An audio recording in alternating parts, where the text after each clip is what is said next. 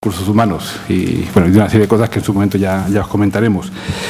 Bueno, únicamente comentaros que esta actividad y con la cual contamos con Ana Hernández Baeza, que es compañera nuestra y ha sido colaborador del Colegio y del Consejo General de Colegios de España, se enmarca dentro de, digámoslo así, de una línea de trabajo específica que está llevando el Colegio de la Comunidad Valenciana para desarrollar todo el ámbito de los recursos humanos, todo el ámbito de trabajo. Yo creo que durante los últimos años ha habido una, digámoslo así, una guerra bastante importante por ir consolidando todos los espacios de trabajo que tenemos los psicólogos.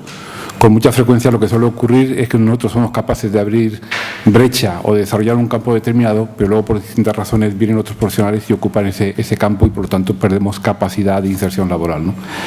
Y esto se ha visto agravado pues, con los cambios que ha hecho los distintos gobiernos de España con respecto al Plan Bolonia, que ha quitado pues todo lo que son, muchas veces ha desprotegido lo que es las competencias de distintos títulos, entre ellos el de psicólogo, ¿no? Eso ha repercutido en su momento en el ámbito de clínica y salud. Ya lo vamos cerrando, parece que ese tema va a estar resuelto en breve, lo cual ya es una cosa importante. Y el otro ámbito que consideramos de prioritario es todo el ámbito de la psicología del trabajo y de los recursos humanos. Creemos que es un ámbito que hay que trabajar y que hay que desarrollar. Y dentro de eso, dentro de lo que es la política general que está teniendo España de eliminar barreras de los profesionales de unas titulaciones y otras, creemos que es muy importante el hecho de intentar crear un perfil específico de todos vosotros, de todos los psicólogos en general y específicamente de los psicólogos que trabajan en el ámbito, digamos, de la empresa. Un ámbito que se pueda actualizar y que pueda dar realmente mayor probabilidad de trabajar o de desarrollarse en el trabajo que ya uno tiene, ¿no? Entonces, dentro de esa línea de trabajo hemos desarrollado una idea para aumentar la inserción laboral y asegurar lo que es el rol del psicólogo, que vendría de alguna manera mediatizada, por una parte por todo el tema de formación en coaching, que es una parte. La segunda línea es la línea de la norma ISO, en este caso la 10.667, que creemos que es muy importante y en la cual el Consejo desde el principio ha estado trabajando como secretaría que realmente ha tenido toda la información y ha creado un grupo de coordinación con AENOR. Y la otra línea de trabajo que estamos desarrollando sería todo el tema de mediación mercantil en el momento que salga el tema de los registros. Yo creo que ese perfil, junto al perfil clásico en el ámbito de la psicología del trabajo, daría realmente una mayor visibilidad por una parte de nuestra posición en el ámbito de las empresas y haría que aumentara la inserción laboral y que el psicólogo de empresa y el psicólogo en general en todos los ámbitos tuviera, digamos, mayor peso específico, ¿no? Entonces, dentro de toda esta línea de trabajo, invitamos a Ana Hernández Baeza. Ana es doctora desde el 98, ¿no? Hace poquito tiempo. Ella está en el Instituto Universitario de Investigación de Psicología de los Recursos Humanos, del Desarrollo Organizacional y de la Calidad de Vida Laboral. También está en la OPAL, es miembro de la Comisión de Test también del Consejo y es la representante del Consejo, o sea, de nuestra organización colegial dentro de la ESPA, de la Asociación Europea de Asociaciones de Psicología, ¿no? Y entonces la hemos invitado para que de alguna manera pueda darnos esa presentación de lo que es la norma ISO, que creo que es importante. Está previsto también que además de la conferencia y de la mesa redonda que habrá posteriormente, haya un sistema de formación para que aquellos psicólogos que realmente quieran utilizar la norma ISO como instrumento de inserción laboral o para potenciar el perfil personal que tengan, lo puedan utilizar. Pero eso seguramente un poquito más adelante Pilar, como responsable del área, pues hablará de ese tema, ¿no?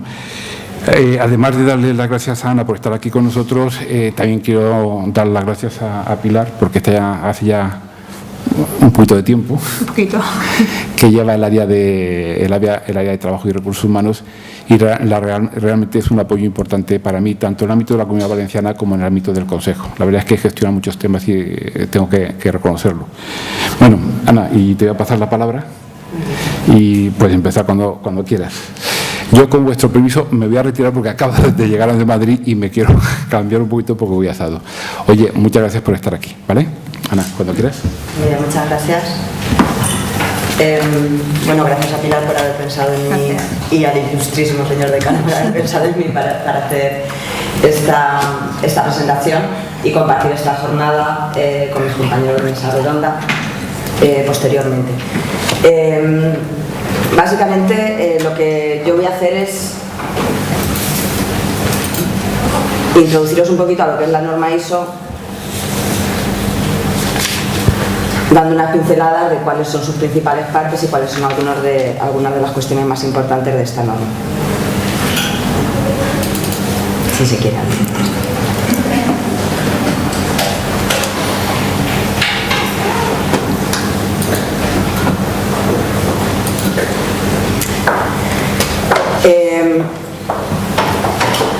Bien, yo no he formado parte del comité que se ha encargado de la traducción y adaptación de la norma, pero como estaba comentando Paco, sí que tengo mucho interés en el tema de evaluación en contextos organizacionales por varias razones. La primera, yo soy psicómetra, de casos de psicometría, me interesa mucho todo el tema de medición y evaluación, y además estoy en el Instituto de Psicología del Trabajo y de las Organizaciones, en el IDOCAL, donde básicamente pues, se encarga de cuestiones organizacionales. Entonces pues ahí a medio camino por esta razón la norma me interesaba mucho, y aunque no he formado parte del comité, la he conocido de primera mano y he estado siempre interesado en ella. Bien, a la hora de hacer evaluaciones de calidad, pues todos sabemos que necesitamos tres pilares fundamentales. Uno es tener instrumentos de calidad, el segundo pilar son los evaluadores, que deberían de garantizar su competencia, y la tercera parte es el proceso. Es en esta tercera parte, en el proceso, en este tercer pilar, en el que se centra la ISO 10667, centrada, como sabéis, en contextos laborales y organizacionales. Quiero destacar que, no sé si sabéis que el Colegio Oficial de Psicólogos está realizando acciones tanto a la hora de garantizar la calidad de los instrumentos como a la hora de garantizar la competencia de los evaluadores. En el primer caso, hasta la fecha se han realizado dos fases o dos evaluaciones de test, de los que se están utilizando más comúnmente por los psicólogos y también por los psicólogos de las organizaciones. Esta labor la está llevando a cabo la comisión de test y los resultados se publican en la página web del Consejo. De manera que pues uno, si va a utilizar un test, siempre tiene esa herramienta para ver cómo se ha evaluado desde los expertos y las garantías que tiene. El tema de la competencia, pues también el COP, y yo representando al COP dentro de la ESCA, estamos trabajando en el comité para la acreditación de usuarios de test que garantice la competencia de aquellos que utilizan tests. Esto se está abriendo desde la ESPA para no focalizarlo tanto en test, sino pasarlo también a evaluación en general. Y el tercer pilar es el proceso, donde está la ISO, pues ahí el COP, como se ha avanzado antes Paco, también está participando activamente y ha sido un agente central en el comité que se ha ocupado de la traducción y la adaptación de la norma. Bien, en esta presentación voy a hablar un poquito, una pincelada de lo que son las normas ISO de certificación de calidad, por si alguien no las conociera, me imagino que sí. Luego presentaré las principales partes de la ISO 10667, que tiene dos partes, una parte que es para los clientes y otra parte que es para los proveedores del servicio de evaluación, cliente que va a realizar, cliente que necesita la evaluación y el proveedor del servicio. Finalmente, pues unas pinceladas de por qué yo creo que es importante esta norma y qué puede aportar a las organizaciones la norma y cómo puede afectar a los profesionales del ámbito y en concreto a los psicólogos del trabajo y de las organizaciones.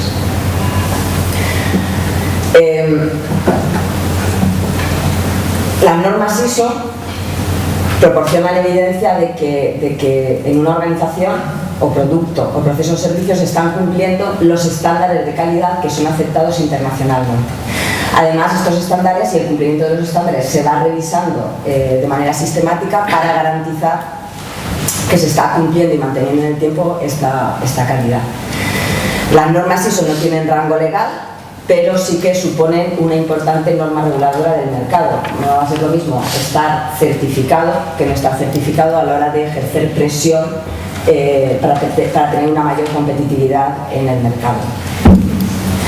Hay 162 países miembros de la ISO, que es la Organización Internacional para la Certificación, y entre estos países pues está España, que ha participado y participa en más de 600 comités. Estos comités son comités técnicos que trabajan en cuestiones muy diversas, según la temática de la que se hable. En el caso de la ISO y el 667, el comité era el Comité Psychological Assessment, en evaluación psicológica.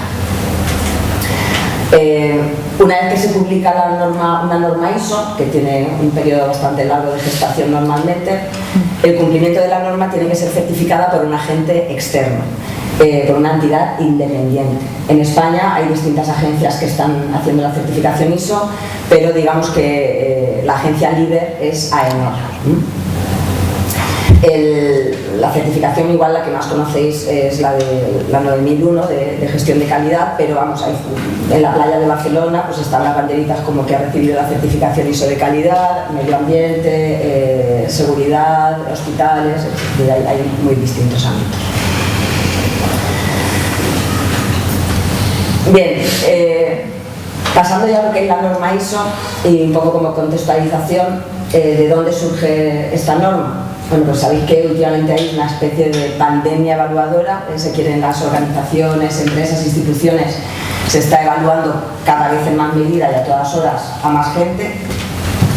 Por ejemplo, si nos centramos en la universidad, pues hay cada vez más y más indicadores pues, de inserción laboral, de calidad, de rendimiento, de satisfacción del alumnado. Se está evaluando cada vez más cosas, siempre con el fin de poder hacer un mejor diagnóstico de la situación y poder intervenir en caso de que sea necesario. Entonces, teniendo en cuenta esta necesidad de evaluar y teniendo en cuenta la complejidad que tiene la evaluación en contextos laborales, se planteó la necesidad de plasmar las buenas prácticas de evaluación en una normativa ISO.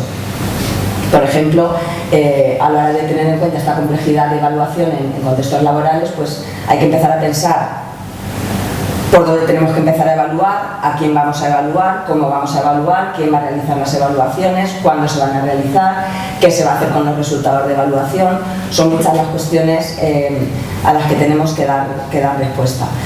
Entonces, a pesar de que la evaluación no es nueva en contextos organizacionales, tiene una gran tradición, hay muchísimos métodos de evaluación, entrevistas, los assessment centers, diferentes tipos de test, que se han aplicado con muy diferentes propósitos, pues ahora se trata de vamos a sistematizar unas directrices que nos ayuden a garantizar que esas evaluaciones con los distintos procedimientos y para distintos objetivos pues están cumpliendo estos criterios de calidad. Un ejemplo de la complejidad que tiene la evaluación en los contextos laborales pues la tenemos solamente si nos centráramos en una variable clave como es el rendimiento o el desempeño en las organizaciones.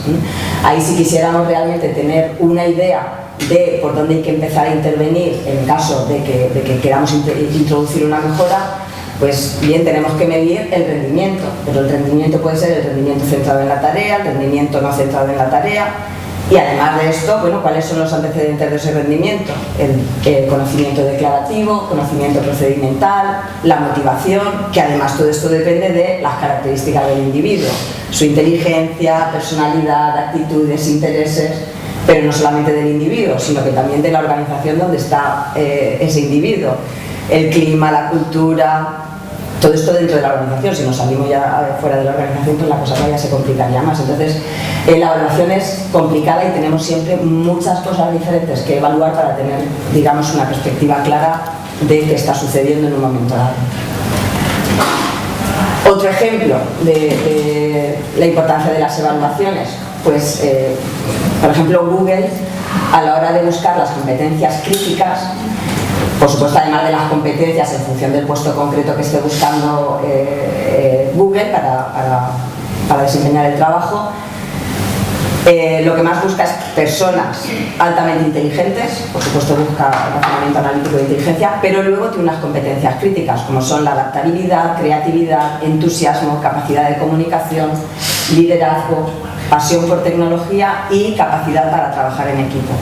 Como veis, los psicólogos tienen mucho que decir a la hora de poder evaluar todas estas competencias. Entonces, esta fue una de las razones, esta complejidad fue una de las razones por la que Alemania propuso formular una norma de calidad que supusiera un modelo integral de evaluación.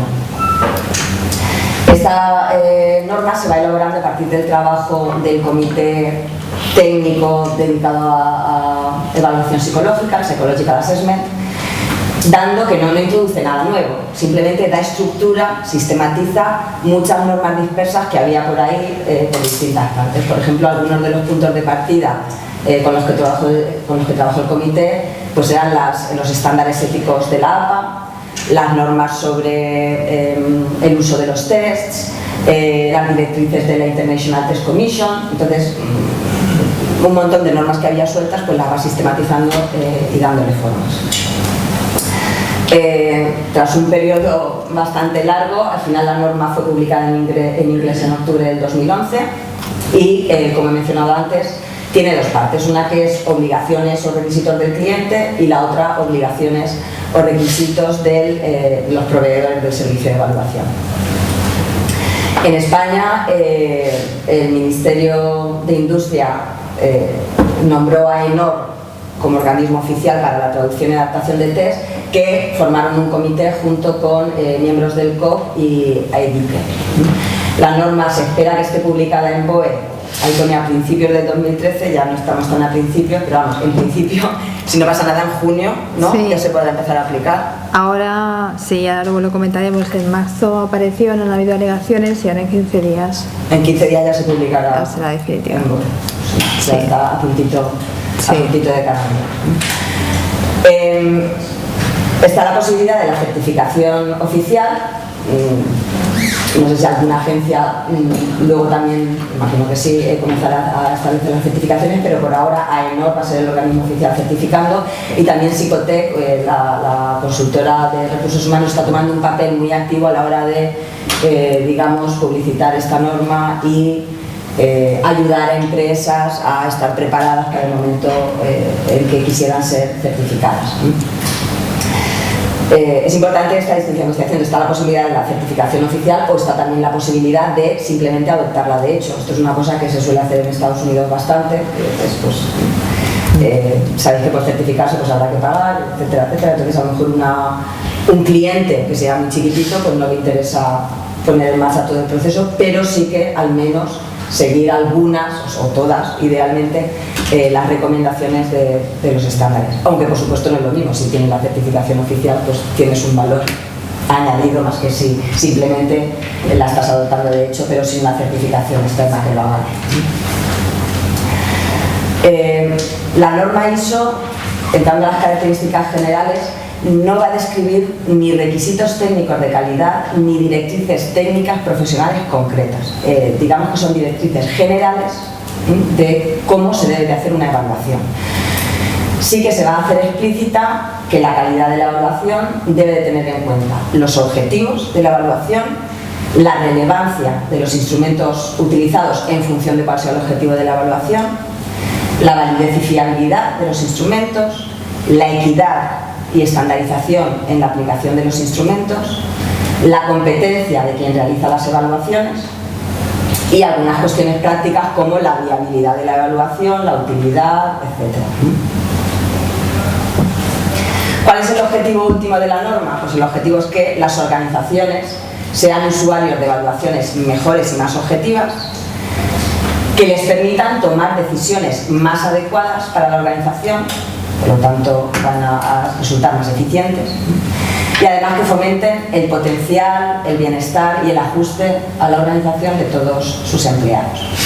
Como veis, es un objetivo bastante ambicioso, y lo que hace para conseguir este objetivo es proporcionar unas directrices, una guía concreta de buenas prácticas en los procedimientos y métodos de evaluación que aseguren la equidad en la aplicación de los procedimientos y que permitan ser evaluadas por agentes externos para establecer la calidad de la evaluación. Es decir, transparencia es una cuestión clave para poder evaluar la calidad, y el tema de la equidad, el tema de la objetividad y equidad.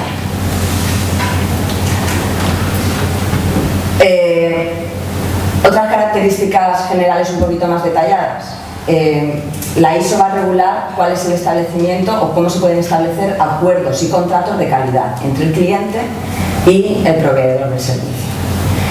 Va a proporcionar directrices sobre los derechos y obligaciones de todas las partes para clarificar y definir responsabilidades antes, durante y después del proceso. Y esto es importante porque la ISO no solamente cubre lo que es la evaluación propiamente dicha, sino que empieza desde la planificación de la evaluación hasta un proceso después de la evaluación donde se vuelve a reevaluar todo el sistema para poder introducir mejoras.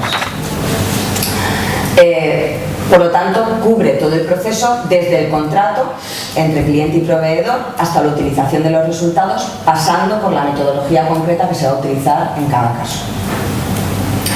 Además, también es interesante tener en cuenta que abarca los procedimientos y métodos utilizados para cualquier tipo de evaluación,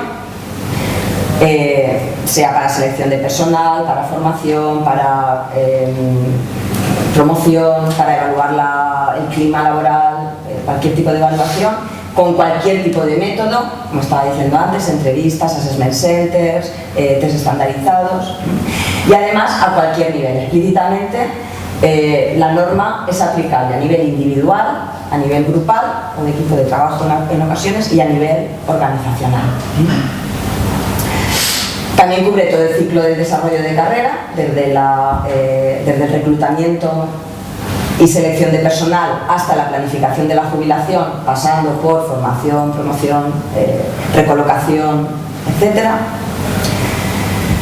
Nos va a dar reglas claras sobre el manejo de datos e información de la evaluación, todo el tema de la confidencialidad, el copyright, todas estas cosas es la regla muy detallada, o la norma da reglas muy detalladas. Y para mí la que es casi la más importante, nos va a proporcionar una perspectiva sobre el servicio de la evaluación que está basada en la evidencia, es decir, por qué lo que estamos haciendo es la mejor opción para esta situación concreta, que sea mensurable y además que sea aplicable internacionalmente, porque no olvidemos que es una norma avalada internacionalmente, con estándares mínimos comunes. Todas estas características lo que vienen a garantizar es la estandarización, la adecuación y la imparcialidad de las evaluaciones. ¿Quiénes son los agentes centrales de esta norma? Pues por una parte tenemos al proveedor del servicio de evaluación y por otra parte tenemos al cliente. El proveedor del servicio, pues generalmente será un departamento de recursos humanos o una organización o una agencia que se dedica a realizar servicios de evaluación, y el cliente habitualmente será una organización que necesita hacer una evaluación, tanto globalmente, por ejemplo, si quiere hacer un estudio de clima organizacional o de cultura organizacional, o para las personas que están trabajando en esa organización, para selección, promoción, etc. Pero de vez en cuando la cosa se complica un poquito más porque, si quiere salir, ahora no pasará por estas cosas. Tenemos a veces que los clientes no van a ser organizaciones, sino que van a ser personas concretas.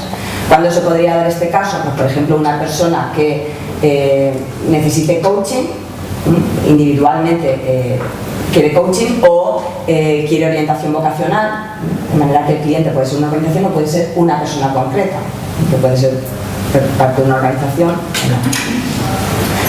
Y también el proveedor del servicio, pues a veces puede ser también parte del cliente, porque si tenemos una organización grande que tiene su propio departamento de recursos humanos, esa organización es a la vez cliente y es proveedora del servicio. Entonces, lo importante de esto es que todas las partes tienen que trabajar secuencialmente y colaborativamente. Esta es una característica también muy importante de la ISO, que desde el principio, a la hora de hacer una propuesta de evaluación y a la hora de hacer todo el seguimiento de esa propuesta y de la puesta en marcha de la evaluación, Hay que tener en cuenta siempre el punto de vista del cliente y trabajar todo el rato de manera interactiva con él. Además de estos agentes básicos, pues también tenemos otros posibles interesados en la norma, como podrían ser las personas que van a tomar decisiones básicas, decisiones importantes en una determinada organización, o los constructores de tests, los sindicatos. Puede haber otros agentes que también estén interesados. Bien, entramos a la norma. La norma, como cualquier norma ISO, es un poco espesita, quiero decir que tiene muchos puntos. Luego al final no son tantos puntos, es decir, que las ideas básicas están claras. Lo que pasa es que muchas veces sí que hay una repetición, hay apartados que van haciendo referencia a otros apartados y que por lo tanto a veces resulta algo repetitiva. Entonces yo lo que intento ahora es hacer una presentación de los principales apartados con las características principales de cada uno de los apartados, ¿vale? Como os he mencionado antes, hay dos partes en la norma, una de deberes del cliente y la otra de deberes del proveedor de servicios. Un proveedor de servicios debería de conocer también la norma del cliente, porque además se dice explícitamente que si el proveedor detecta que el cliente que le está solicitando el servicio no tiene conocimiento de la norma, debería instarle a que la conozca y a que la ponga en práctica. Porque claro, que al final la evaluación sea de calidad no depende solo de una parte, depende de ambas. Entonces, por eso digamos que es una visión interactiva en todo el momento de estas dos partes.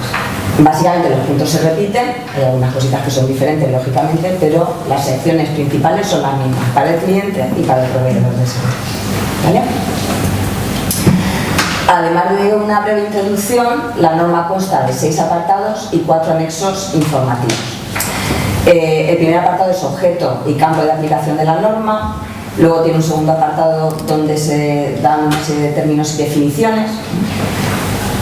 En el tercer apartado entran los procedimientos que hay que tener en cuenta a la hora de establecer el acuerdo entre el cliente y el proveedor y sí que matiza mucho o hace mucho énfasis, mejor dicho, en que todo este acuerdo tiene que estar muy bien documentado y con todos los pasos muy claros.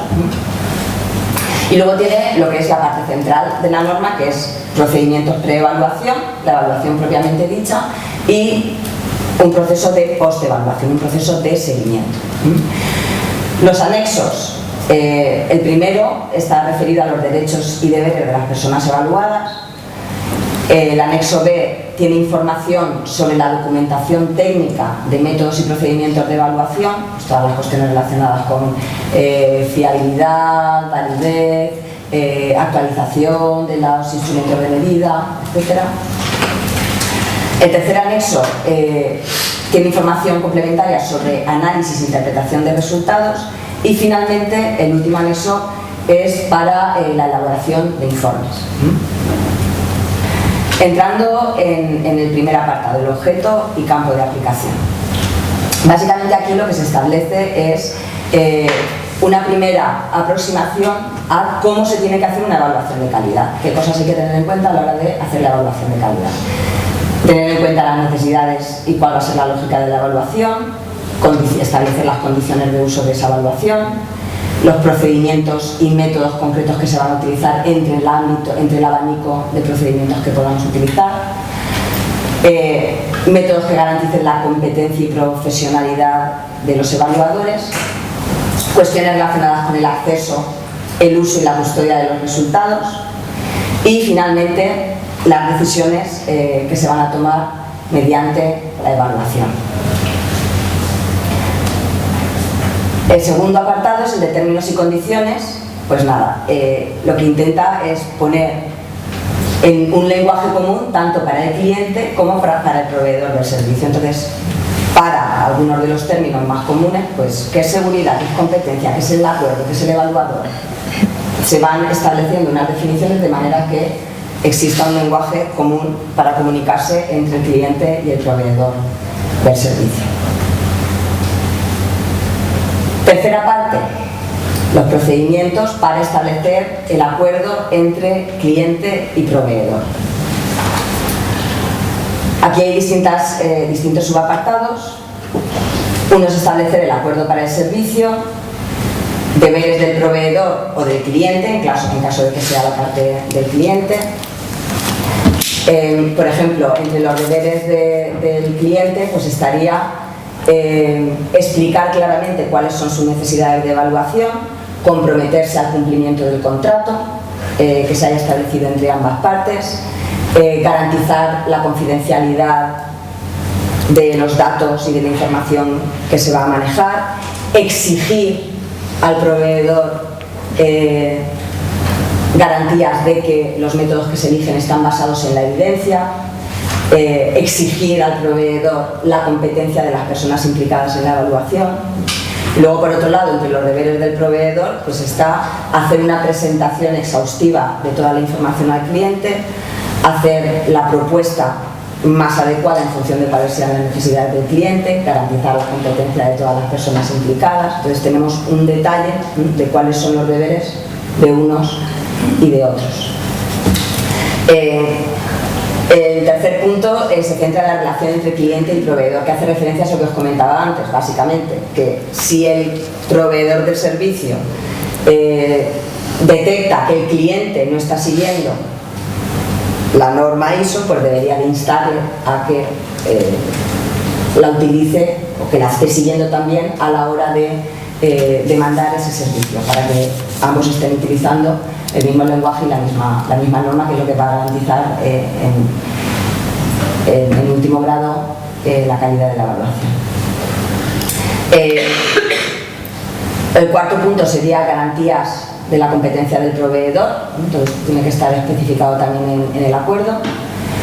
Previsión de resultados y consecuencias y acuerdos sobre actividades de investigación complementarias, que por mi formación, pues para mí este es un punto que me gusta mucho, que se haya introducido este punto de poder establecer acuerdos, porque como sabéis, al final el hecho de elegir un instrumento de evaluación en una situación concreta o en otra, pues va a depender de cuánta evidencia tengamos de que eso es eficaz, y si no hay investigación que nos diga la eficacia diferencial o la eficiencia de los distintos procedimientos, pues validez predictiva, etcétera, etcétera, pues nunca podremos seguir avanzando en qué es lo más adecuado en cada caso. Entonces, este es un punto que introduce la norma y que es muy interesante, con un acuerdo desde el principio firmado por ambas partes, por el cliente, la empresa que demande el servicio y quien lo vaya a realizar, porque todos esos datos luego pueden ser, datos que se recojan pueden ser muy interesantes. También garantía de competencia, pues sabéis que en el ámbito de psicología de trabajo de las organizaciones pues hay bastante intrusismo, en ocasiones, no siempre, hay buenos profesionales en todos los sectores, eso está claro, pero en ocasiones tenemos gente que está haciendo mal uso de las pruebas, ¿no? Porque no tienen la formación requerida, etcétera. Entonces, pues aquí tenemos el punto de garantizar la competencia de las personas que están haciendo de evaluadoras. En este sentido, por ejemplo, ¿qué es lo que dice la norma específicamente? Pues en la parte del cliente, la norma nos dice que se debe asegurar que cualquier persona a su cargo que tenga un papel en la evaluación tenga la competencia y formación requerida para llevar a cabo dicha evaluación. Por otra parte, el proveedor del servicio debe asegurar que las personas a su cargo son competentes para dar el servicio según el acuerdo que se haya establecido. En concreto, debe realizar su trabajo con profesionalidad, siguiendo directrices adecuadas para seleccionar y desarrollar evaluaciones efectivas. Tener los conocimientos teóricos y técnicos requeridos para poder hacer dichas evaluaciones. Conocer los métodos de evaluación disponibles y la adecuación en cada caso de esos métodos. Mantenerse al día sobre los nuevos desarrollos y avances. Estar al tanto de la competencia de las personas a su cargo y asegurar que no se exceden en sus competencias y que se adscriben a la ética, al código deontológico y de ética profesional.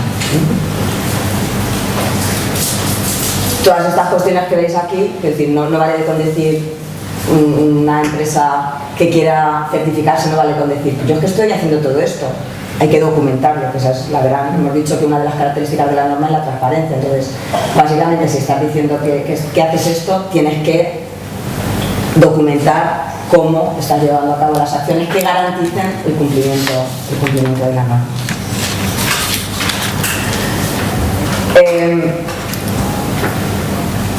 El cuarto apartado que ya entraría, digamos, en lo que es el meollo de la cuestión, la parte central de evaluación, tenemos los procedimientos pre-evaluación. Aquí se refiere a una identificación. El paso anterior es un paso para establecer el acuerdo de evaluación, pero una vez que ya hemos acordado qué es lo que se va a evaluar, a quién se va a evaluar, cuándo, por qué, pues hay que pasar a una especificación más detallada de cuáles son las necesidades de evaluación, cuál es la propuesta concreta que hacen los proveedores para responder a esas necesidades de evaluación y ya formalizar el acuerdo sobre el servicio. Os he comentado antes que hay veces que esto se solapa, este punto del acuerdo sobre el servicio se solapa con el punto anterior de la norma, pero bueno, al final lo importante es que el acuerdo esté claro, esté documentado, que se tenga en cuenta una previsión de costes, la duración del servicio, cuáles son las responsabilidades y obligaciones de cada una de las partes, tiene que estar formalizado en el acuerdo también, las cuestiones sobre confidencialidad, protección de datos, etcétera, también tiene que estar especificado en el acuerdo. ¿De acuerdo? Vale, el objetivo principal de esta fase de planificación y preparación, en los procedimientos pre-evaluación, es minimizar posibles errores y estar preparado para posibles incidencias. Si se ha discutido en la pre-evaluación y en toda la fase del acuerdo las posibles circunstancias que puedan acaecer durante la evaluación, que puedan ir afectando los resultados, todo eso ya estará previsto y tendremos un mecanismo para, cuando suceda esto, cómo tenemos que actuar. Entonces, en ese sentido también esto hará evaluaciones más eficientes. Estamos preparados, cuando surge un problema sabemos cómo responder ante él. Por ejemplo, para el tema de las propuestas, el punto 4.2, para que esto también es lo que dice exactamente la norma.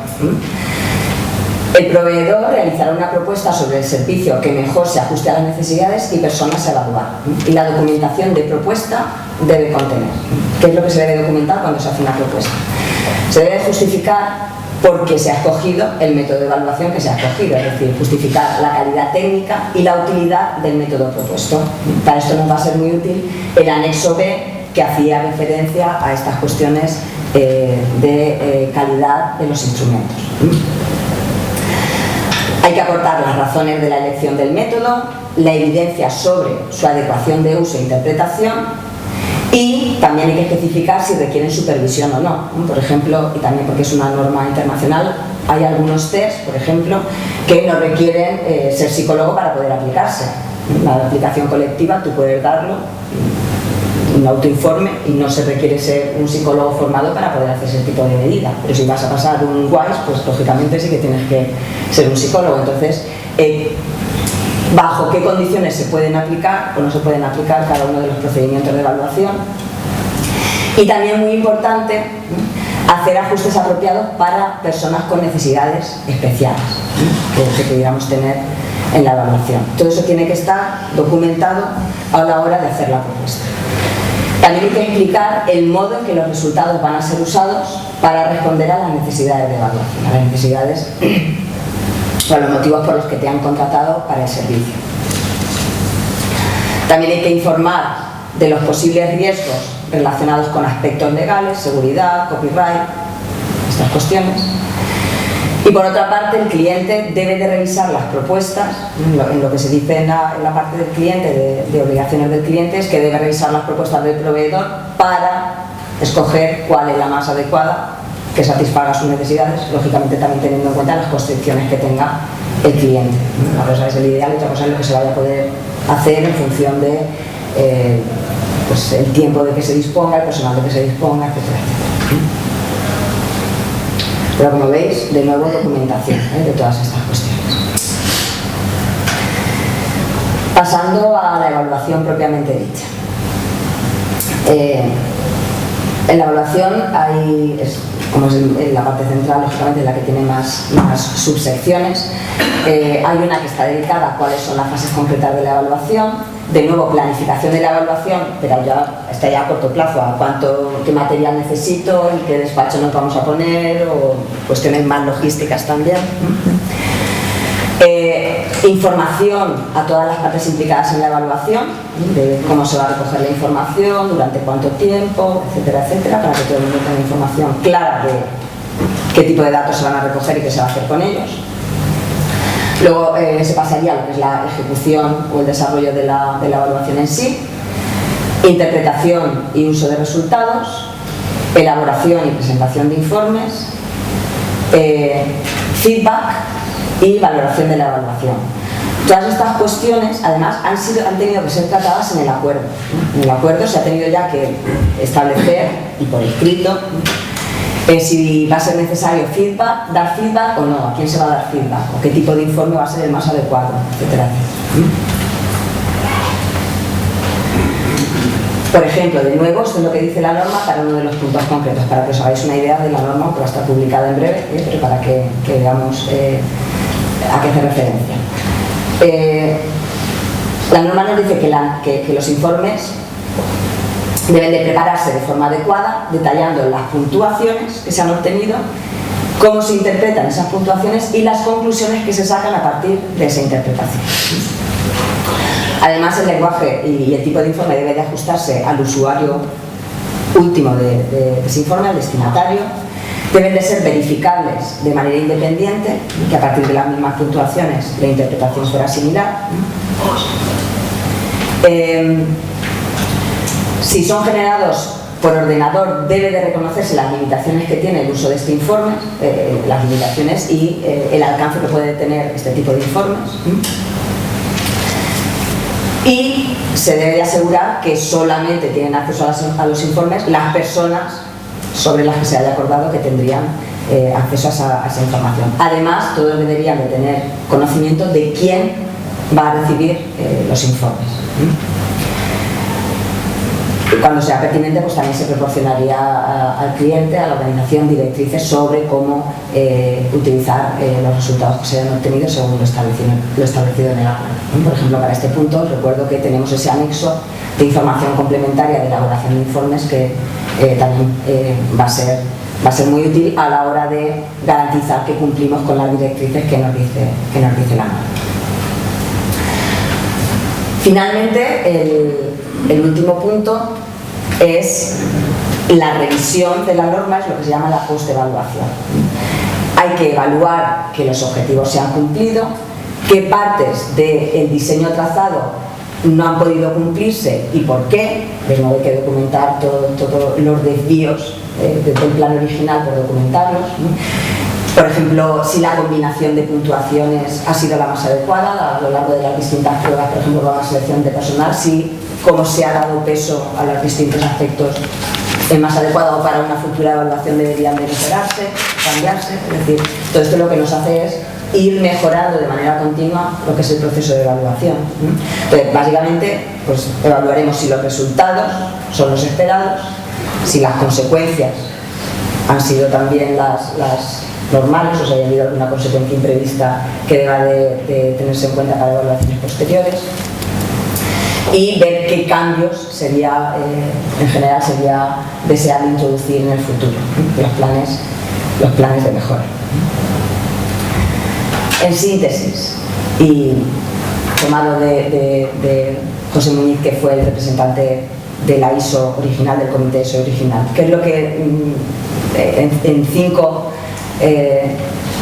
no palabras, porque no son palabras, 5 frases, que es lo que nos dice la norma ISO, pues que tenemos que tener en cuenta que cliente y proveedor del servicio tienen que trabajar colaborativamente en todo momento, desde antes de la evaluación hasta finalizar la evaluación. La transparencia de todo el proceso, y esto está relacionado con la documentación. El acuerdo detallado hasta el más mínimo detalle entre el cliente y el proveedor del servicio. Contar con personal especializado que nos garantice la competencia de todo el personal que está participando en las evaluaciones. Y utilizar, relacionado con la competencia, si el evaluador es competente, utilizará los métodos más adecuados en cada momento, métodos basados en evidencia. Esto, digamos, son los 5 aspectos clave que definen lo que es la ISO. ¿Y por qué es importante o qué nos puede aportar a los psicólogos del trabajo la norma. Sabemos que si mostramos el cumplimiento de los estándares, bien porque los adoptamos de hecho, o sobre todo si la agencia o la organización decide certificarse mediante auditorías externas, pues estamos diciéndole no solamente a las personas que trabajan en nuestras organizaciones, sino a todo el mundo fuera de la organización, a toda la sociedad, que estamos cumpliendo la normativa de calidad. Lo que hay que hacer es, la organización tiene que decir claramente, especificar claramente qué es lo que hace cuando hace sus evaluaciones. Lógicamente eso que dice que hace tiene que estar de acuerdo con las directrices, y básicamente lo que hay que demostrar es que luego estás haciendo lo que decías que ibas a hacer.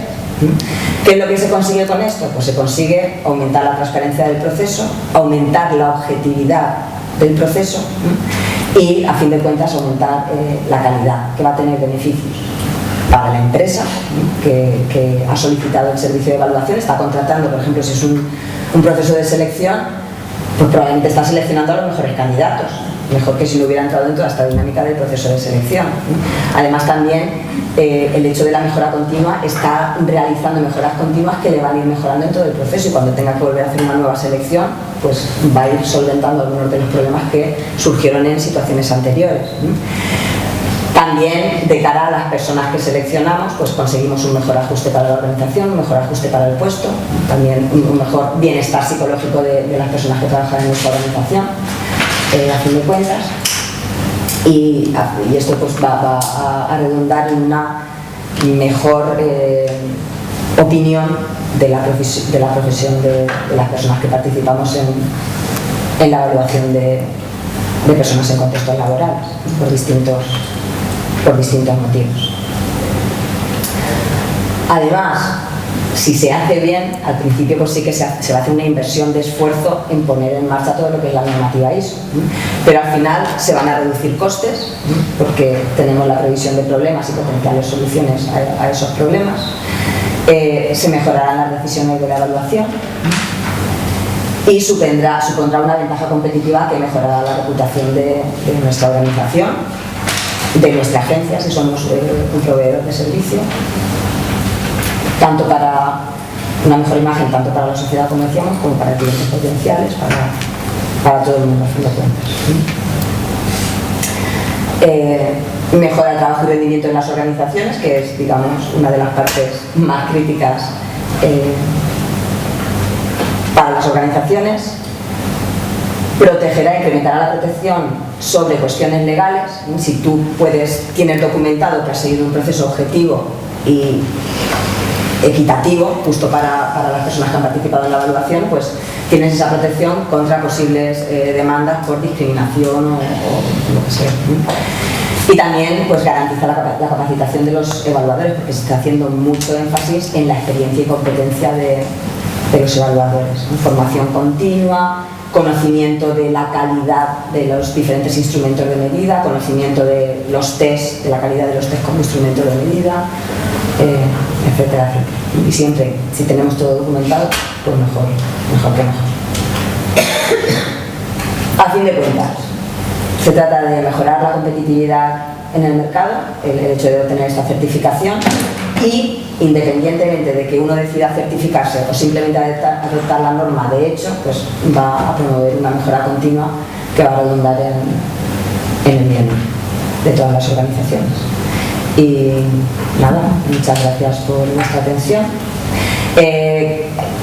Daros a conocer simplemente el grupo de LinkedIn, por si alguien está interesado hay un grupo de la ISO 10667 donde se van publicando noticias, entonces podéis, si no sois parte de esta red social, si no sois miembros de esta red social, pues podéis haceros y se van actualizando noticias y está interesante. Muy bien, Ana. Muchas gracias.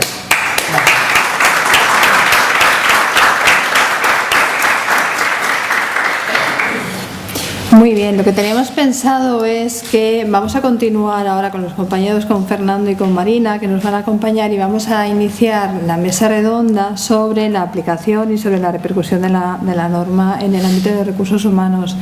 Entonces, ¿para qué? ¿Cuál es el objetivo? Que así cuando acabe la mesa redonda podamos hacer un debate, podamos hacer preguntas, todas aquellas preguntas que tengamos, ideas, sugerencias, que al final de la mesa redonda las podamos comentar. Ana se queda dentro de la mesa y así podemos seguir contando con ella, con su experiencia y con la magnífica presentación de la norma. Muchas gracias, Ana. ¿Os incorporáis? Marina, Fernando. Mientras se incorporan los compañeros, no os he saludado oficialmente. Buenas tardes y gracias por estar aquí. Compañeros, compañeras, amigos y amigas. A mí sí que me gustaría... los que... ¿Quién empiezas tú? Venga, tú misma. Mientras vamos preparando, os voy comentando, sí que me gustaría resaltar la importancia de esta norma y el interés que el colegio y que el consejo ha tomado en esta norma. Hace 5 años que el consejo formó ese comité, un comité de trabajo internacional en el que como representante estuvo un compañero, como ha dicho Ana, Pepe Muñiz, un profesor de la Universidad de Pamplona, de Oviedo, me mata. Y en estos 5 años ha sido, junto con otras entidades y otros países, han estado trabajando sobre esta norma, sobre la realización, sobre el trabajo, sobre los puntos y además como rango de norma internacional, rango de norma ISO. Efectivamente se publicó el año pasado ya oficial en inglés y luego se trabajó a nivel de España. El Consejo siempre está detrás, el Consejo General de Psicólogos de la Psicología, porque ve como una parte muy importante dentro de la profesión, en el que esta norma hace especial incidencia en un ámbito donde nos movemos tanto como es el de la evaluación de personas, en todo tipo de situaciones que van a dar lugar dentro de su vida laboral, pues desde la orientación, pasando por el reclutamiento, selección, formación, promoción, desarrollo de carreras, y además ahora mis compañeros ampliamente nos comentarán esa repercusión. Yo creo que es una gran noticia porque para todos aquellos que hemos trabajado dentro de ámbitos de calidad, para mí personalmente es un reconocimiento del nivel de madurez y de reconocimiento que tiene nuestra profesión. Empezar a trabajar ya dentro de contextos de calidad, dentro de normas de calidad, es un nivel de reconocimiento tanto externo como interno de la profesión muy importante, que afecta en estos momentos sobre todo a la parte de evaluación de personas en contextos laborales, pero que es de aplicación a cualquier ámbito de la psicología y por cualquier profesional de la psicología, ya que trabajar con calidad y trabajar desde calidad no solamente es una norma, sino también es una filosofía de trabajo, y que yo creo que nuestra profesión y los profesionales que trabajamos dentro de ella es algo que llevamos haciendo mucho tiempo, muy responsablemente, muy bien, y estas normas de calidad lo que vienen es de alguna forma a respaldar y a acreditar que efectivamente lo estamos haciendo así. Entonces, a continuación os voy a presentar a mis compañeros, os voy a presentar a Marina San Gonzalo y a Fernando. Si os parece, os voy a leer ya, os los voy a presentar. En primer lugar, a Marina San Gonzalo Candel. Ella es licenciada en Psicología, es experta universitaria en calidad industrial, técnico de prevención de riesgos laborales, máster en Psicopatología de Salud, docente en el ámbito público y privado, auditora de sistemas de gestión de la calidad, del IVAC, Instituto Valenciano de Certificación, vocal de órganos de trabajo de normalización, de AENOR en concreto, desde el 2004 hasta el 2010. Psicóloga en el ejercicio privado, en Gaia Psicología, directora general de la Asociación Española de Afectados de Cáncer de Pulmón, AIACAP. A mí me gustaría también añadir que Marina la hemos incorporado, la hemos cogido para un trabajo muy importante que se está elaborando y que luego posteriormente os comentaremos desde el Consejo, y estamos diseñando ya la acción formativa que va a respaldar y que va a preparar dentro de la norma. Marina ya está como dentro del equipo docente, elaborando los materiales y llevando esa parte de gestión de esa acción formativa y luego de la dirección. Por otro lado, ya os informa, y luego hablaremos también de estas acciones formativas y lo que va a hacer el Consejo. Y a mi lado también tengo a Fernando, compañero de guerras de hace tiempo, licenciado en Psicología, máster en Dirección y Gestión de Recursos Humanos. Inició su etapa profesional en consultoría de recursos humanos durante más de 10 años, desarrollando su trabajo fundamentalmente en Auren. Y desde 1999, dentro de puestos de responsabilidad y dirección de recursos humanos en empresas como Grupo Rascasares, el Instituto de Biomecánica de Valencia o SEDESA. Actualmente es director de recursos humanos de Electrotecnia Monraval y además, por eso decía lo de compañero de aquí de lucha y de guerra, paralelamente participa como miembro en el comité editor de publicaciones del Colegio Oficial de Psicólogos de la Comunidad Valenciana, del cual también ha sido compañero de guerra de la vocalía de Psicología del Trabajo y Organizaciones durante más de 6 años y posteriormente miembro de la Comisión Deontológica del citado colegio hasta el 2010, cuando desde entonces es presidente de nuestra Comisión Deontológica. Marina nos va a dar la parte general de lo que significa esta norma aplicada al ámbito de la psicología y posteriormente Fernando nos hablará de la parte más relacionada con temas de recursos humanos y calidad y la norma en concreto. Muchas gracias. Bien, pues buenas tardes a todos. Yo quiero empezar dándoos las gracias porque estéis aquí un viernes por la tarde a estas horas, que ya tiene su mérito. Y también quiero agradecer al Colegio de Psicólogos de aquí de Valencia que haya confiado conmigo y luego pues a nivel estatal el Consejo, como os ha dicho Pilar, en preparar toda esta información para que luego os llegue a todas las personas que podáis estar interesadas en este ámbito. Bueno, pues sabiendo la competencia de Ana, como que ella me precedía en la norma, que Fernando va detrás de mí, pues yo me he permitido una pequeña licencia con la presentación. Y yo llevo como varias semanas buceando literalmente en la norma, sueño con ella, como con ella, hago la siesta con la norma, pues así, ¿no? Y al final, pues, fijaros, le he tomado cariño, ¿eh? Sí. Sí, y tengo, no sé, después de estar dándole vueltas y vueltas y vueltas, la veo así como un poco poético-filosófica, ¿no? Y entonces es lo que voy a intentar transmitiros a vosotros. Cuando yo leí el título de esta norma, dije, evaluación y personas, nos toca a los psicólogos. No puede haber nadie más competente para esta norma que los psicólogos, porque ¿quién sabe más de evaluar y quién sabe más de personas? Los psicólogos, ¿vale? Como creo que ha sido Ana que ha comentado el intrusismo, entre comillas, que a veces pues padece esta profesión y que estamos muy necesitados de que haya un reconocimiento de la labor que se hace el psicólogo en muchos ámbitos, en este también, en el de la psicología de las organizaciones, y nos cae esta norma, que es una norma, primero internacional, después se ha hecho europea y ahora se va a hacer española, ¿no? Pues qué bien, estamos de enhorabuena a todos, sinceramente lo pienso así. Bien, Pilar cuando me comentó que íbamos a hacer esta jornada, me pidió que yo me ocupara de esto, ¿no? De la repercusión de la norma como herramienta dentro del ámbito de la psicología. Yo no te lo dije entonces, pero te lo digo ahora, como me alegra que me hagas esta pregunta, porque, como os digo, la psicología, pues comparada con la medicina, por ejemplo, pues es una ciencia más moderna.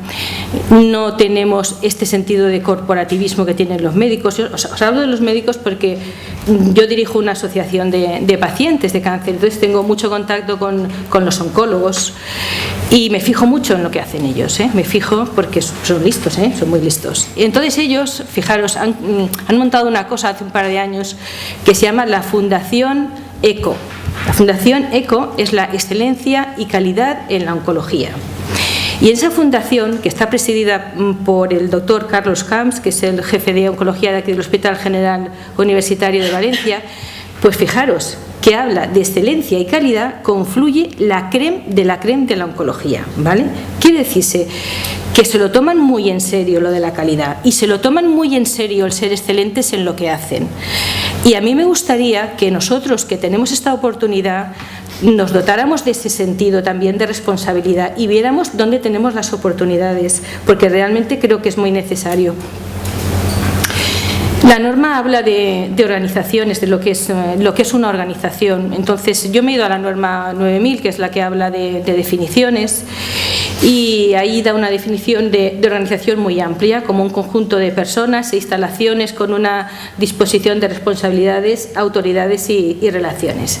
Entonces, ¿qué sucede? Que tenemos una norma que es aplicable a personas en contextos laborales y organizacionales. Pero claro, una organización pues es desde una consulta de psicología, una fábrica, un colegio profesional, un hospital, es decir, que de alguna manera, independientemente del ámbito en el que estemos, todos estamos metidos en organizaciones. Aquí mismo estamos ahora mismo en un sistema de organización, o sea que la norma es muy amplia, es una norma de mínimos, ¿eh? Parece que a veces, conforme la vas trabajando, le vas cogiendo el truco, parece que sea un poco repetitiva, pero es que lo que hace es que, pese a ser mínimos, los mínimos que fija, procura ser muy específica y básicamente te dice, primero, piénsate cómo vas a hacer el acuerdo, cómo vas a llegar a un acuerdo. Después, cómo vas a planificar que se va a hacer esa evaluación y después cómo vas a ejecutar y cómo vas a revisar cómo te ha salido, cuál es el resultado que has tenido. Bien, entonces, en ese contexto tan amplio, yo quiero hablaros también de lo que a mí me llega, ¿no? como psicóloga, de lo que hoy en día se está viviendo en las organizaciones. No podemos olvidar que vivimos en un país que, según dice la EPA, pues tenemos una tasa de 6.200.000 personas que están en paro.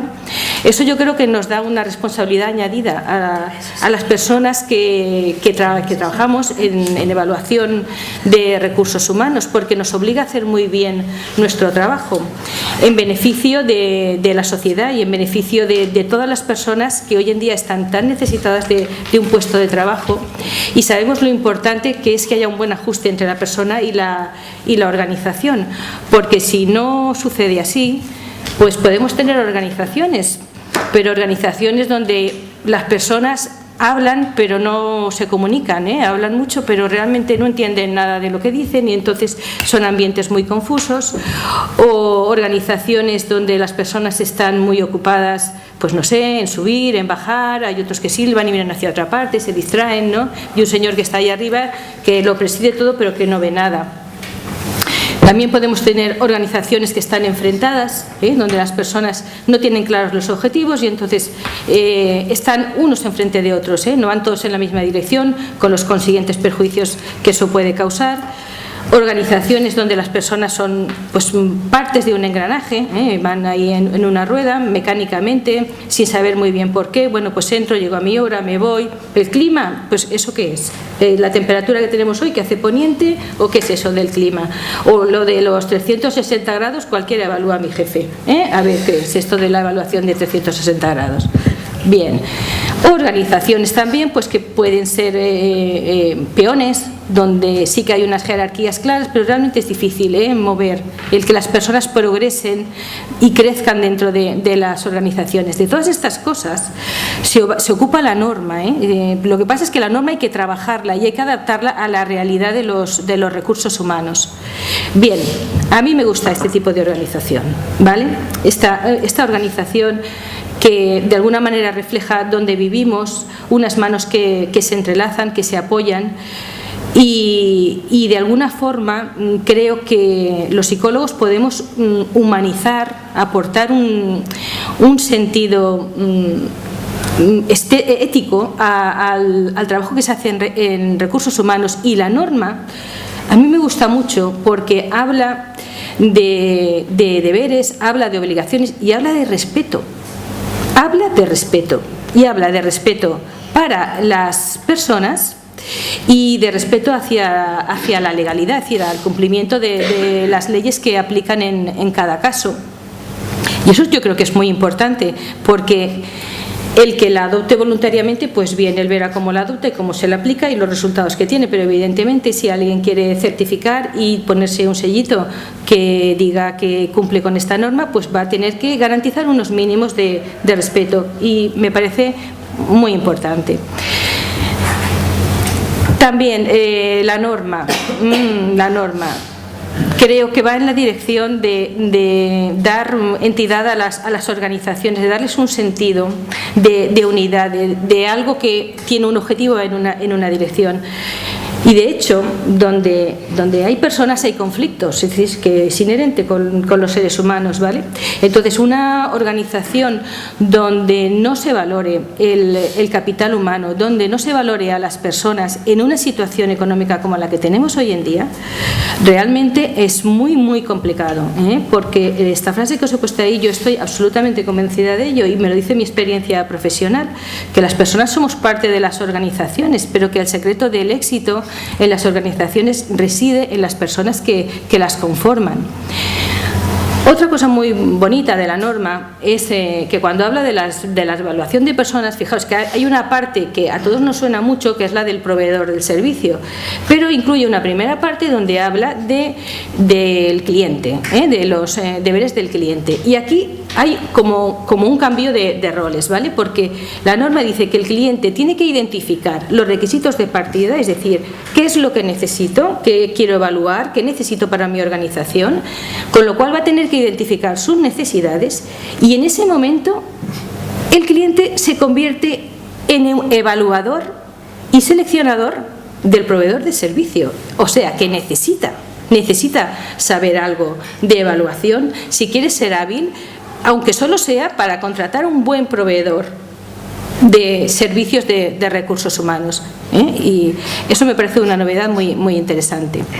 Y bien, pues para finalizar, yo hay veces que hablo con personas que están trabajando en entidades socialmente responsables, pero luego la realidad es muy dura, y la realidad es que parecen trituradoras humanas, porque las personas se enfrentan con unos retos, unos objetivos que es como caminar por un pantano, donde uno va andando pero no avanza absolutamente nada, unos retos que son absolutamente inalcanzables. Entonces yo creo que la norma, bien utilizada y bien aplicada, nos puede ayudar a los psicólogos a darnos el sitio que nos corresponde en este área, y que los psicólogos eso lo revertamos a la sociedad de forma que se humanice, porque hace unos años hablaba de la humanización de la medicina, que también es muy, muy necesaria. Bueno, pues esto también es muy necesario, y con la norma, sin lugar a dudas, pues vamos a tener una herramienta excelente para ello. Pues nada, esta es mi visión poética. Muchas gracias. Muchas gracias.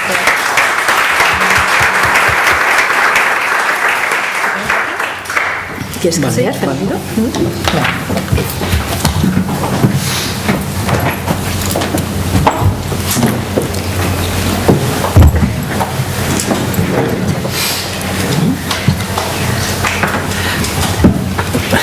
Bueno, pues en principio muchas gracias al colegio por haber pensado en mí. Yo, bueno, muchas veces el servicio está en función de las expectativas, y después de haber hablado quien ha hablado, a mí poco me queda que decir, y sí me gustaría un poco animar al debate después, y así disimulo un poco mi actuación.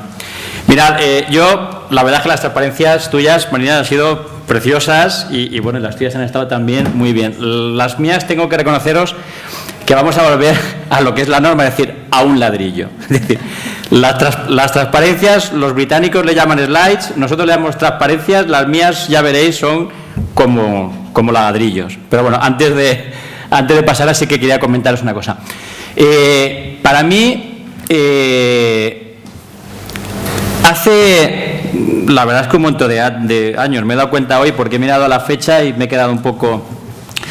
En el primer Congreso Iberoamericano y tercero Nacional de Psicología del Trabajo en Madrid, en marzo del 88, yo fui como estudiante en principio, es decir, iba a decir de párvulos, no era de párvulos, ya iba casi a terminar. Pero hubo un tema que me impactó y yo creo que me ha marcado toda mi trayectoria profesional, por decirlo de alguna forma. Casi, llegado a la fecha, dentro de poco voy a decir 25 años de profesión y comentar el subtítulo de lo que pasó. En un momento determinado, en una ponencia, alguien dijo que en una selección de personal en Suecia, un candidato había demandado a la empresa de selección porque no había sido el candidato elegido. Esto nos lo decían hace 25 años y no había pasado en el día anterior. Yo siempre he pensado que en España podría pasar, a mí no me ha pasado, no sé si habrá pasado o no. Pero claro, que un candidato llevase al juzgado a una empresa de selección porque no había sido el candidato finalmente elegido. Entonces dices, ojo, a partir de ello me hago una reflexión. ¿Estoy preparado para las evaluaciones que hago, las intervenciones que hago, etcétera, etcétera, en un momento determinado responder ante un juez? Cuando a mí un juez en un momento determinado me dijese, oiga, ¿y usted por qué ha tomado esta decisión? Claro, bueno, es que es más alto, es más bajo, es más no sé qué, es más tal, me gusta, no me gusta. No, mire usted, criterios objetivos. Es decir, ¿y qué criterios objetivos tiene? Pues mire, para hacer esta selección donde se tiene que realizar, volvemos al viejo esquema que nos enseñaban en la facultad, que luego hemos ido tal, que luego todos más o menos hemos ido disimulando algunas veces, pero en el fondo todos hacemos lo mismo y lo hacemos bien. Es decir, ¿qué necesito? ¿Cuál es el objetivo? ¿Cuál es? Y con arreglo a eso, diseño criterios, sistemas, métodos, etcétera, etcétera. Si lo hago todo bien, pues hombre, no va a salir perfecto, evidentemente. Yo muchas veces cuando me preguntan en las empresas, ¿y esto es? Hombre, 100% no. Es decir, en el fondo, si lo hacemos bien, estamos aminorando el margen de error. Eliminándolo no. Porque ya por el azar, ya nos decía Quintanilla que por el azar ya tienes un 50% de probabilidad. Este o este. Pues bueno, si lo haces un poco bien, va reduciendo el margen de error. Pero sobre todo, eres capaz de transmitir por qué has tomado una decisión. Y eso no quiere decir, no, mire usted, he aplicado 100.000 test. No, he aplicado esta metodología, que yo como profesional estoy convencido de que es adecuada, y es adecuada, ojo, no vale para todo, sino para esto que tenía que realizar en este momento determinado. Entonces, cada vez que he hecho una intervención digo, ¿yo sería capaz de responder ante un juez por qué he tomado esta decisión? He tenido la suerte de que no me lo han preguntado, pero bueno, no lo sé. Pero claro, luego dices, no ya el juez, sino el mayor juez que podemos tener en un momento determinado, un candidato, que te diga, oiga, ¿y por qué no yo? Hostia, quiero decir, caspita, pues no lo sé por qué, no le puedo decir eso. Muchas veces es verdad que no le puedo decir tampoco algunas de las cosas, pero sí algo donde dices, mira, te voy a dar un feedback, que lo hemos de hacer en la norma, más o menos adecuado, que no hiera, que no etiquete, que no tal, que no cual, que te anime incluso a continuar, pero que de alguna forma sí que diga algo de lo que he estado realizando para definir qué necesito aquí, cómo lo voy a descubrir, qué voy a hacer y finalmente tomar una decisión con la que sé que el 100% no lo tengo, pero he aminorado el margen de error con el que he trabajado, por decirlo de alguna forma. Y ahora esto que debe ser capaz de podérselo decir a un juez o a un candidato o a quien sea, también se lo tengo que decir sobre todo a mi cliente y hacerle cómplice a mi cliente de que vamos a hacerlo bien. Quiero decir, ¿para qué necesitamos la evaluación de potencial? Tengo que despedir a varios y no sé a quién. Bueno, pues no hagamos una evaluación de potencial para despedir. Quiero decir, porque si la decisión la tienes clara, yo no voy a ser la tapadera porque no sirvo para eso ni quiero servir. ¿Cuál es el objetivo? Pues mira, quiero ver a aquellas personas que tal, quiero tomar una decisión para promocionar y no soy capaz de ver, porque es verdad que el mejor jefe de ventas no es el mejor vendedor, el mejor jefe de taller no es el mejor mecánico, etcétera, etcétera. Hay una serie de aspectos que le llamaremos de distintas formas, que los evaluaremos de distintas maneras, pero que es lo que realmente forma parte de nuestro trabajo. Y eso es lo que hemos de conseguir, la complicidad del cliente, para al final decir, mira, entre tu cliente, es decir, persona que contrata a mí como consultora o persona que me has contratado a mí como técnico de selección o como responsable de tu departamento de recursos humanos, vamos a hacer las cosas bien. Porque si hacemos las cosas bien, aminoramos el margen de error, no quiere decir que no nos vayamos a equivocar, pero las cosas es fácil que salgan bien si el proceso es bueno. Entonces, ahora es donde entra el que de pronto podemos decir, mira, además de que yo soy muy bueno, además de que yo soy muy tal, resulta que puedo estar haciendo el trabajo con arreglo a una serie de normas que en el fondo, si las vemos bien, y aunque yo no he llegado a intimar como Marina, pero me está tentando intimar con la norma de la misma manera, porque francamente me ha seducido, la verdad es que la norma llega a ser bonita. Quiero decir, no, pero es algo, es un estándar. Y mirad que en psicología muchas veces hemos dicho, no, yo mido el clima de esta manera, yo mido, pero luego no lo decimos. Es como si, pero que vamos a ocultar si al final muchas veces estamos haciendo las cosas de la misma manera, y si lo hacemos bien sale bien, y si lo hacemos mal pues sale mal, y ya está. Entonces hay alguien que nos está diciendo, mira, si lo haces así, yo te certifico que lo haces correctamente, que lo haces bien, y bien con arreglo a esto. Oye, chapó, vamos a hacerlo. Si tengo dinero para hacerlo bien y tengo los medios, vamos a certificarlo y voy a demostrar, tengo el sello, que ya sé que no lo necesito, que ya sé que para ser bueno hay que parecerlo, pero lo soy y me lo certifican. Que no puedo tal, pues mira, lo hago con esto, lo hago de esta manera. No estoy certificado, pero de alguna forma lo hago. O intento hacerlo de esta manera, quiero decir, voy cumpliendo gran parte de las cosas que se van diciendo aquí. Entonces, mientras vamos a por las... No, esa no era. Espera, bueno, si tengo aquí... A ver. Hay un dato también importante, que, hombre, no es que me haya marcado mi carrera, pero que también de alguna manera lo he pensado mucho y sobre todo últimamente. Yo hice una evaluación de potencial, cuando la verdad es que se hacía muy pocas veces eso. No quiero decir los años, pero hace ya tiempo. Entonces, yo creo que lo hicimos bien, era cuando trabajaba en consultoría, y entonces, a ver, bueno, esto será. Era cuando trabajaba en consultoría, y entonces hicimos una evaluación de potencial como yo pensaba que había que hacer la evaluación de potencial. Diseñamos el sistema y dijimos, yo voy a medir aptitudes, voy a medir personalidad, voy a medir desempeño, voy a hacer un programita de evaluación del desempeño, voy a medir satisfacción, voy a medir un poquito de clima, es decir, voy a un compendio general para que me diga al final el potencial de cada una de las personas. Y además a toda una empresa, pequeña eso sí, pero a toda. Entonces llega un momento en la que hacemos pruebas, test, es decir, no recuerdo qué pruebas eran, pero pues no sería el de 70, pero uno parecido. Es decir, bueno, pruebas tanto de aptitudes como de personalidad. Porque antes de que se hablase tanto de la inteligencia emocional, los que hacemos selección siempre hemos sabido que las aptitudes no son el mejor pronóstico para saber cómo. Entonces siempre hemos mezclado aptitudes con personalidad, con muchas otras cosas. Luego la inteligencia emocional ha dicho, y además, perfecto, sí, siempre lo hemos estado midiendo, pero pero gracias por darle un nombre que nos da más tal. Bien, entonces cuando pasaba las pruebas, que era pues en una sala grande, más o menos como aquí, gente haciendo test que no los había hecho en su vida, porque había quien... Y teníamos que tener muy en cuenta la adaptación. Había incluso alguna persona que lo sabíamos que no sabía leer y escribir. Teníamos que tener mucho tacto porque no lo puedo dejar fuera de las pruebas, porque si no se va a sentir, pero no le puedo aplicar las mismas pruebas que el resto, porque se va a sentir mal. Vamos a adaptar de alguna manera para que él vea que está en la mecánica y vamos...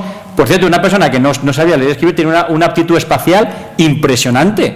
Y es verdad, tenía... el hobby de meter barquitos dentro de una botella, o sea, tenía dice, es impresionante, eso sí, no sabe leer, pero bueno, es una persona que ya no, bien, pero tiene un poder para esto. Bien. Entonces hubo una persona que de pronto cuando entrega las pruebas dice, y que sepa usted que yo mañana seguiré trabajando igual que hoy. No esperaba menos, por Dios, decir que claro que sí, ¿no? Yo ahí muy jovencito y él más mayor, además era uno de los socios de la empresa. Entonces, claro, pues, si es que esperamos que eso sea así.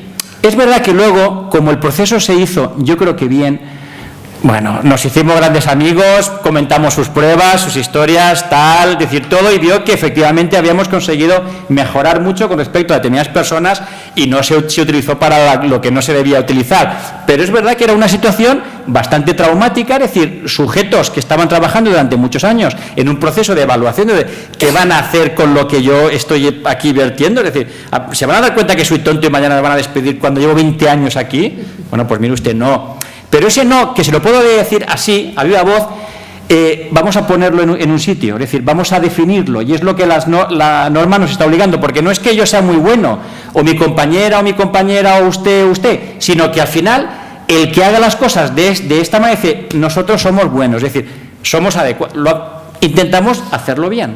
Entonces, muy bien.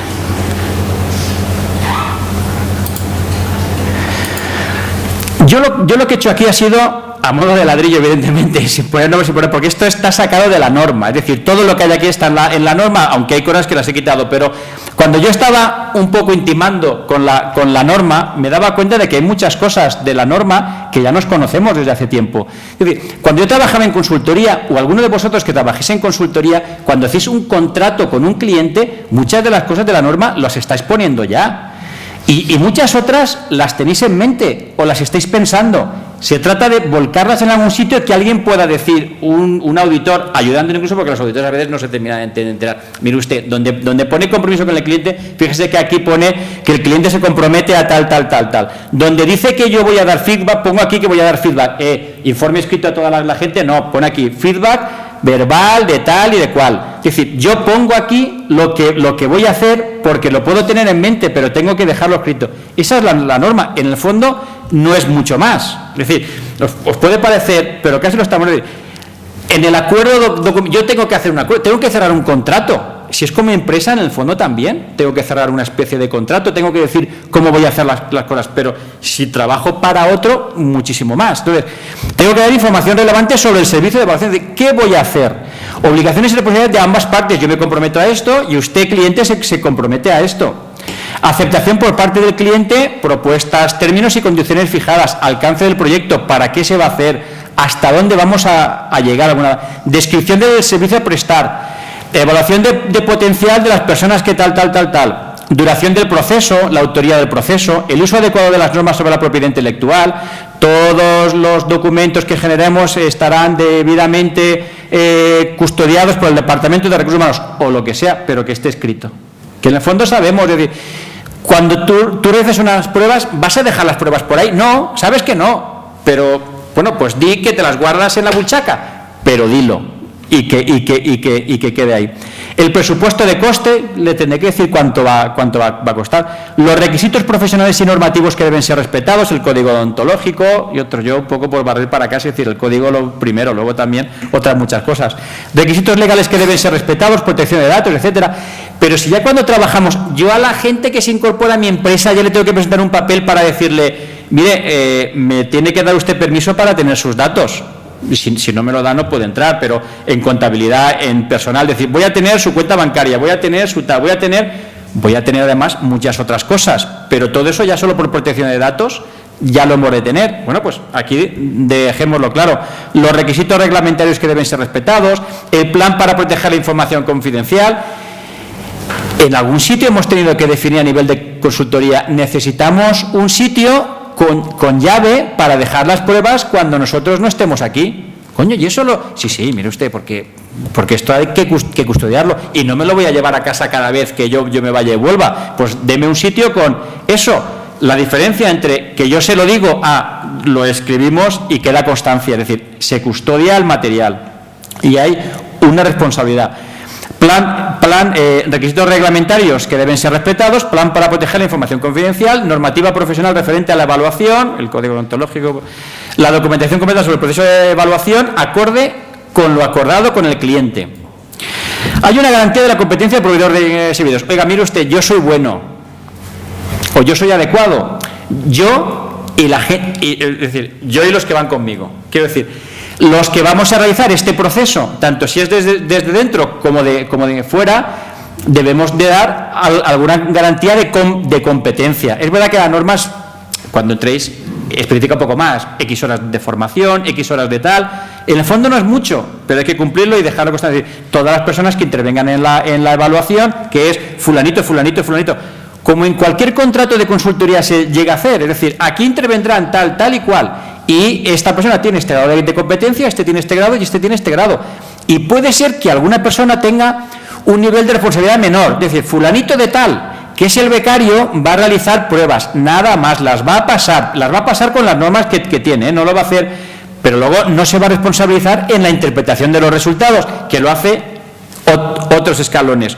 Pero si eso lo estoy pensando, lo reflejo y lo expongo y lo digo. Es decir, ¿quién va a interpretar los resultados? Al final no es más. Entonces, la utilización de pautas de calidad y técnicas aceptadas profesionalmente. Yo voy a utilizar el vudú, pues mire, no sé si eso está muy aceptado. Es decir, si está certificado, homologado, etcétera, es como cuando te hacen una foto los de la Guardia Civil. Es decir, está homologado, eso, ¿no? La primera protesta, ¿está homologado? Si está homologado, está certificado, cumple todo, pues es válido, aunque no me guste, pero tiene que estarlo. Conocimiento suficiente sobre psicometría y método de evaluación. No vamos a entrar si es psicólogo o no, pero conocimiento de método de evaluación. Es decir, ojo, es que incluso pasar una prueba hay que saber cómo, pero de la misma forma que el portero cuando abre la puerta debe saber hacerlo. Ostras, eso es muy fácil. Ya, es fácil, pero debe haber un protocolo, debe saberse cómo se hacen y debe haber un poco cubiertas las contingencias que pueda ocurrir. Oiga, cuando venga una persona que no tiene que entrar y no debe entrar, ¿qué hago?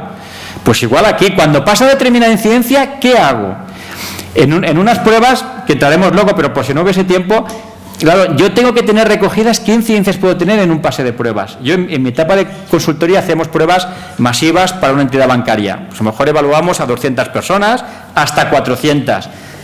Puede venir gente, de pronto, me viene una de las personas que colaboraba con nosotros, Fernando, si hubiese visto la televisión ahora diría, chef, porque entonces era como estar cocinando con el estrés de... No, es que ha venido una persona que me ha dicho que como se ha hecho un lifting ahora, no le puede dar el sol, no puede esperar ahí mientras está, porque claro, comprobamos la identidad y había una... Bueno, entonces, claro, dices, ojo, voy a recurrir al manual de incidencias. ¿Qué pasa cuando una persona lo debería tener? No lo tenía, estoy incumpliendo la norma, porque para que improvisamos, pero mal hecho. Entonces dices, no, mira... Como no le ha de dar el sol, que venga tapada hasta aquí directamente y aquí miraremos su DNI, etcétera. Es decir, que tenemos un plan de contingencias por lo que pueda pasar, pero lo tenemos improvisado, no lo tengamos improvisado, lo tengamos porque también hay cosas que sabes que te van a ocurrir. ¿Van a venir personas que tengan alguna discapacidad? Porque entonces igual tengo que adaptar que pueda entrar en silla de ruedas, que pueda leer en braille, que pueda... Todo eso lo tengo que tener contemplado alguna. En el fondo lo tengo en mente. Bueno, pero vamos a ver, ¿qué pasa si no pueden venir porque resulta que el puesto de trabajo implica, entonces personas que no tengan una visión adecuada no van a poder, pero personas que sí que puedan tener una movilidad reducida, sí? Bueno, pues tengamos ¿qué pasa cuando viene, pues...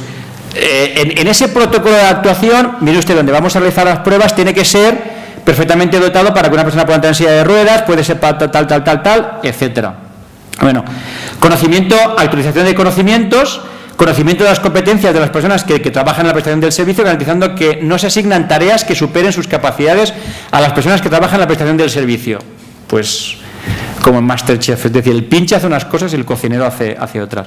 Previsión de los resultados y las consecuencias, anticipación de consecuencias. ¿Por qué a veces en algunas empresas no es recomendable hacer un análisis de clima laboral? ¿Tú vas a ser capaz luego de dar feedback? ¿Vas a ser capaz luego de conducir la respuesta que pueda haber cuando salga lo que tú ya sabes previamente que va a salir? No, pues no lo hagas. Es decir, anticipa las consecuencias y si no, contémplalo. Es decir, no, vamos a hacerlo porque vamos a hacer un plan de choque y quiero, muy bien, es así, perfecto, que esté contemplado, escrito y cumplimos la norma perfectamente. Procedimientos de la fase previa de la evaluación, fundamentales, y lo hacemos siempre. Determinación de las necesidades de evaluación, es decir, ¿qué necesidad de evaluación? ¿Por qué? ¿Para qué? Etcétera. Procedimientos y métodos de evaluación más adecuados en función de los objetivos. Porque podríamos hacer un gincama, pero a lo mejor no es lo más adecuado para evaluar lo que tengo que evaluar. Yo recuerdo en mi etapa de consultoría hacíamos los proyectos, nunca llegamos a hacer esos procesos de selección, nos habría encantado, hacíamos el proyecto, queríamos optar a hacer el proceso de selección en la AMT para determinadas personas que estaban en el mantenimiento de autobuses. Eso indicaba pruebas de limpieza, de tal, es decir, eran auténticas gincamas, nos habría encantado.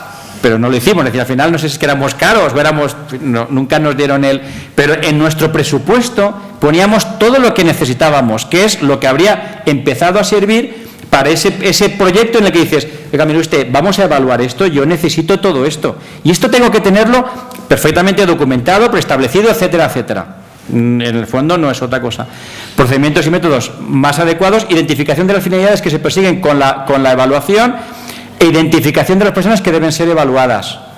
Siempre lo hago. ¿A quién voy a evaluar? ¿Quiénes son? Al final hay un listado. No, mire, en mi empresa somos 300, pero esto va a ser para mandos intermedios, ¿vale? ¿Quiénes son? Tal. Y con respecto a lo que necesito, voy a plantear cómo voy a hacer el proceso, y eso es lo que reflejo y es lo que la norma me está diciendo. Documente usted esto, que se lo voy a evaluar. No sé cómo vamos de tiempo. 5 minutitos. Bueno, 5 minutos, porque recuerda que cuando en mis clases de inglés alguna vez me han hecho hacer alguna presentación en 5 minutos en inglés, y yo siempre he intentado explicar, y me he pasado más de los 5 minutos porque mi inglés no es rápido, que es imposible decir nada en 5 minutos, pero bueno, siempre hace falta más. Propuestas de los proveedores de servicio de evaluación. Todo esto está en la norma, ¿eh? Es decir, esto está cogido de la norma. Quiero decir, no le he puesto títulos y tal porque puede haber historias de copyright y todas estas cosas, pero está sacado de la norma. Es decir, todo esto está contenido en la norma. Y son las cosas que en un momento determinado un auditor podría evaluarlo. Es decir, ¿ha garantizado los métodos de evaluación propuestos que son adecuados para los propósitos de la evaluación y para el tipo de personas a evaluar? Lo tiene escrito, es decir, lo ha documentado, siempre son los mejores. ¿Por qué? Póngalo. Cuesta mucho la primera vez, pero luego yo creo que no va a ser tanto. Justificación del uso de cada método de evaluación. Explicación de cómo se van a utilizar los resultados de la evaluación. Evaluación de los riesgos existentes en ciertos temas importantes. Cumplimiento de normas legales y reglamentarias, seguridad del proceso, protección de los derechos a la propiedad intelectual, etcétera. Es que voy a emplear una prueba que no es mía, pero ¿tienes derecho a hacerla? Quiero decir, yo, aunque así entre nosotros, alguna vez es posible que haya utilizado alguna prueba que no debería decirlo, pero no lo debería hacer si quiero atenerme a estrictas normas de calidad. Es decir, cada cosa tiene un copyright, cada cosa que yo utilizo le debe pagar a alguien un copyright, un derecho, un algo. Bueno, pues que todo lo que yo utilice, ojo, y si es mío, es posible que no tenga la fiabilidad y validez necesarias y sobre todo contrastadas. Bueno, a ver qué se puede hacer, porque es posible que me la estandaricen, es posible que tal, o es posible que lo ponga dentro de ese apartado que nos han dicho que hay como posibilidades incluso de investigación. Pues mire usted, dentro de todas estas pruebas yo voy a usar una con la que voy a experimentar y voy a comparar sus resultados con otras que son más o menos estándares. Es decir, tengo una prueba de aptitudes específica que la voy a comparar con otra. Bueno, pues todo eso bien documentado sí que nos lo van a admitir, pero realmente cada método hemos de poder decir, ¿es el adecuado? Si uso pruebas estándares, evidentemente pues hay una fiabilidad y una validez que la puedo decir. Ojo, pero usted está empleando el baremo adecuado. Mire usted, he tenido que hacer una adaptación porque las pruebas son para tales personas y he tenido que... Bueno, pues se argumenta. Entonces, justificación del uso de la explicación de cómo se van a utilizar los resultados de la evaluación y los riesgos existentes. Y ojo con la propiedad intelectual, porque nos van a mirar. Como siempre, decir, ¿podría yo esto decirle a un juez? Mire usted, he hecho esto, a un juez o casi iba a decir, al más estricto, es decir, al candidato que estoy rechazando. Es decir, y es una muy grata sensación cuando un candidato que ha rechazado dice, pues me ha rechazado, pero el proceso no me ha sido molesto, me he sentido bien, no me he visto, es decir, me he visto evaluado, pero sensatamente evaluado. Creo que han hecho lo que debían hacer. Es decir, no me han hecho tirarme el puenting si yo iba a ser contable, no me han hecho... Es decir, ese tipo de... Al final formalizas un acuerdo, pero es un contrato. Igual que deberías decir, no deberíamos hacer nada sin contrato. La norma nos lo exige, pero el sentido común también, porque luego vienen los problemas. Esta misma mañana me estaban diciendo es que en tal sitio no nos pagan porque en el contrato ponía que hasta que no nos hagan una carta de no sé qué y de tal, ¿no la han hecho? No, pues no nos pagan. Vale, pues y el abogado dice, pues mire usted, si se ha comprometido a esto y esto no lo ha hecho, pues es lógico que la contraprestación no la va a tener. Chipún, no hay discusión. Pues, entonces, el alcance del servicio a prestar, el plazo previsto para el servicio de evaluación y para la evaluación, la descripción de los procedimientos de evaluación y los métodos a utilizar, los procedimientos de análisis de la prueba de evaluación, los informes de resultado, etcétera, etcétera. Todo esto está en la norma y es lo que realmente cualquier contrato, si nos paramos a pensar, lo tiene. Es decir, ¿qué voy a hacer? ¿Con qué? ¿Qué necesito? ¿Y qué contraprestaciones estoy pidiendo a cambio? La evaluación. Luego no vamos a entrar más, pero identificación de las personas, grupos que han de ser evaluados, personas para la realización de la evaluación. Pues mire, para hacer pruebas a 400 personas voy a necesitar por lo menos a 15 personas para que hagan el seguimiento de la... Y si tienes a 2 va a ser un desastre, porque no vas a poder repartir las pruebas, porque no va... Pero eso, que el sentido común te llegue a hacerlo, lo has de decir de alguna forma. ¿Y qué posibles incidencias puedo tener? Pero hasta la típica incidencia de que de pronto un candidato o alguien que va a ser evaluado dice, ¿y si yo no hago las pruebas, qué pasa?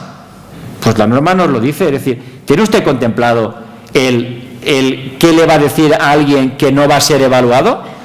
Pues mire, pues no lo sé, oye, pues váyase a su casa y ya lo veré. No, mire usted, téngalo claro, es decir, las pruebas son voluntarias. Si alguien decide no hacerlas, tal, puede ocurrir, puede no ocurrir, no ocurrirá nada, es decir, pues no va al curso de formación, no tiene el ascenso o no pasa absolutamente nada, pero lo tengo registrado.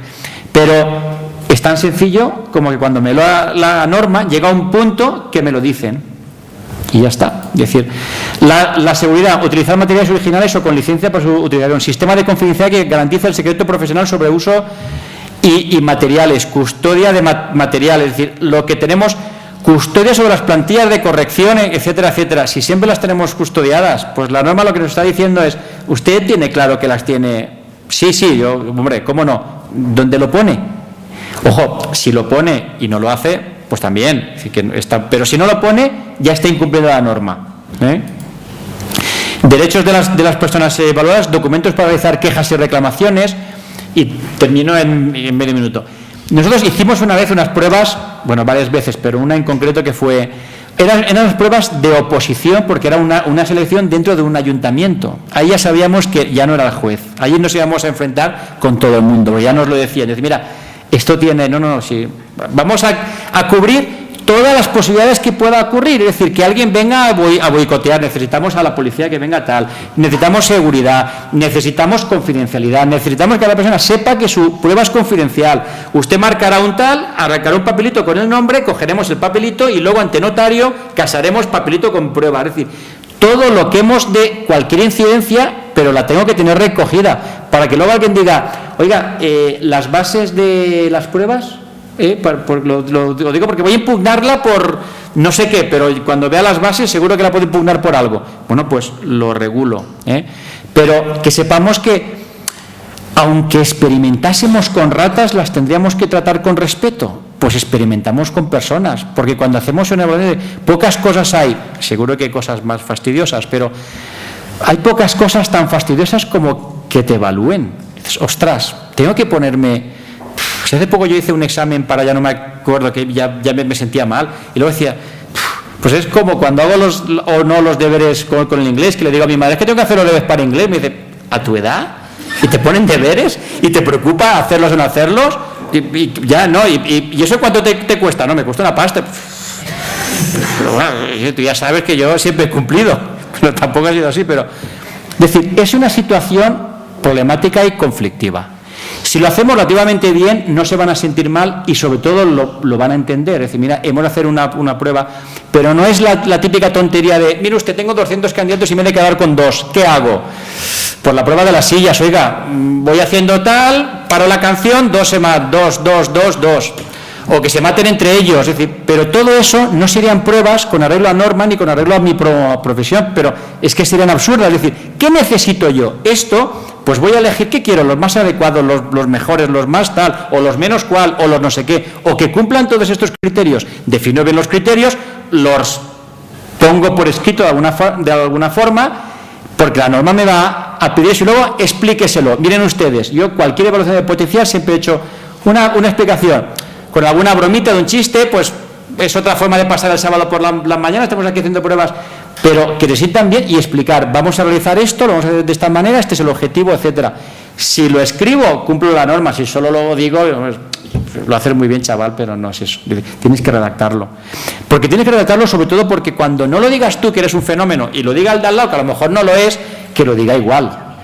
Pero igual que cuando pasamos pruebas, es decir, muchas veces cuando pasamos un test no hay mejor forma de pasarlo que las instrucciones que te dice el mismo test, porque esas las dices tú igual que las dijo el que hizo las pruebas para baremar. No, es que lo he hecho tantas veces, mira, ¿tú lo entiendes? ¿Sí? Venga, va.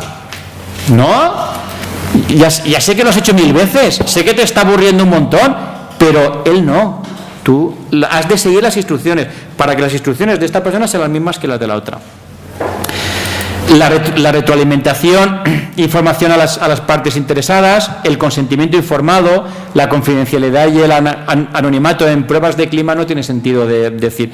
Y tampoco tiene sentido, no, pero mire usted, tiene que ser, a ver, usted es rubio o moreno, es tal cual, pues mire, rubio con tal, de tal estatura, de tal edad y tal, somos este y yo. Decir, bueno, pues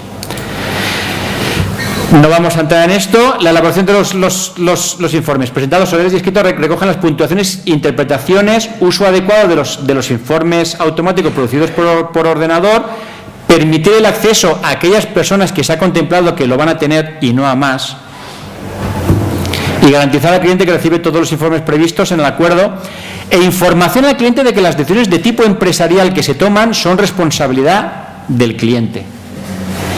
No, yo decir, en principio, si lo tengo que tomar yo, en mi caso ahora es posible porque muchas veces no es que sea arte y parte, pero soy el evaluador y parte de la decisión como director de recursos humanos, pero si no, lo que tenemos que hacer es presentar los datos y las decisiones empresariales las toma el cliente. Y la retroalimentación a las personas evaluadas. Y ya está. Con esto, perdonadme que me haya pasado, un poco como soy del último, digo, ya ahora aprovecho y quito todo. Muchas gracias. Muy bien, muchas gracias.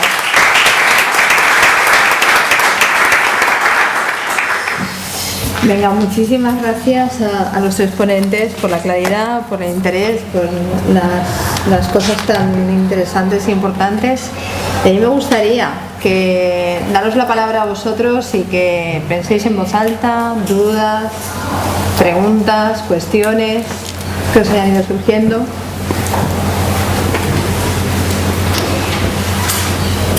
Sí, cuando quieras. Bueno, yo creo contigo, Pilar, a felicitar a los estudiantes y a Ana también por la claridad con la que nos has conocido por la norma. Mi pregunta al principio, como sé que le tenéis tanto cariño a la norma los tres, pues que me la quiero contestar.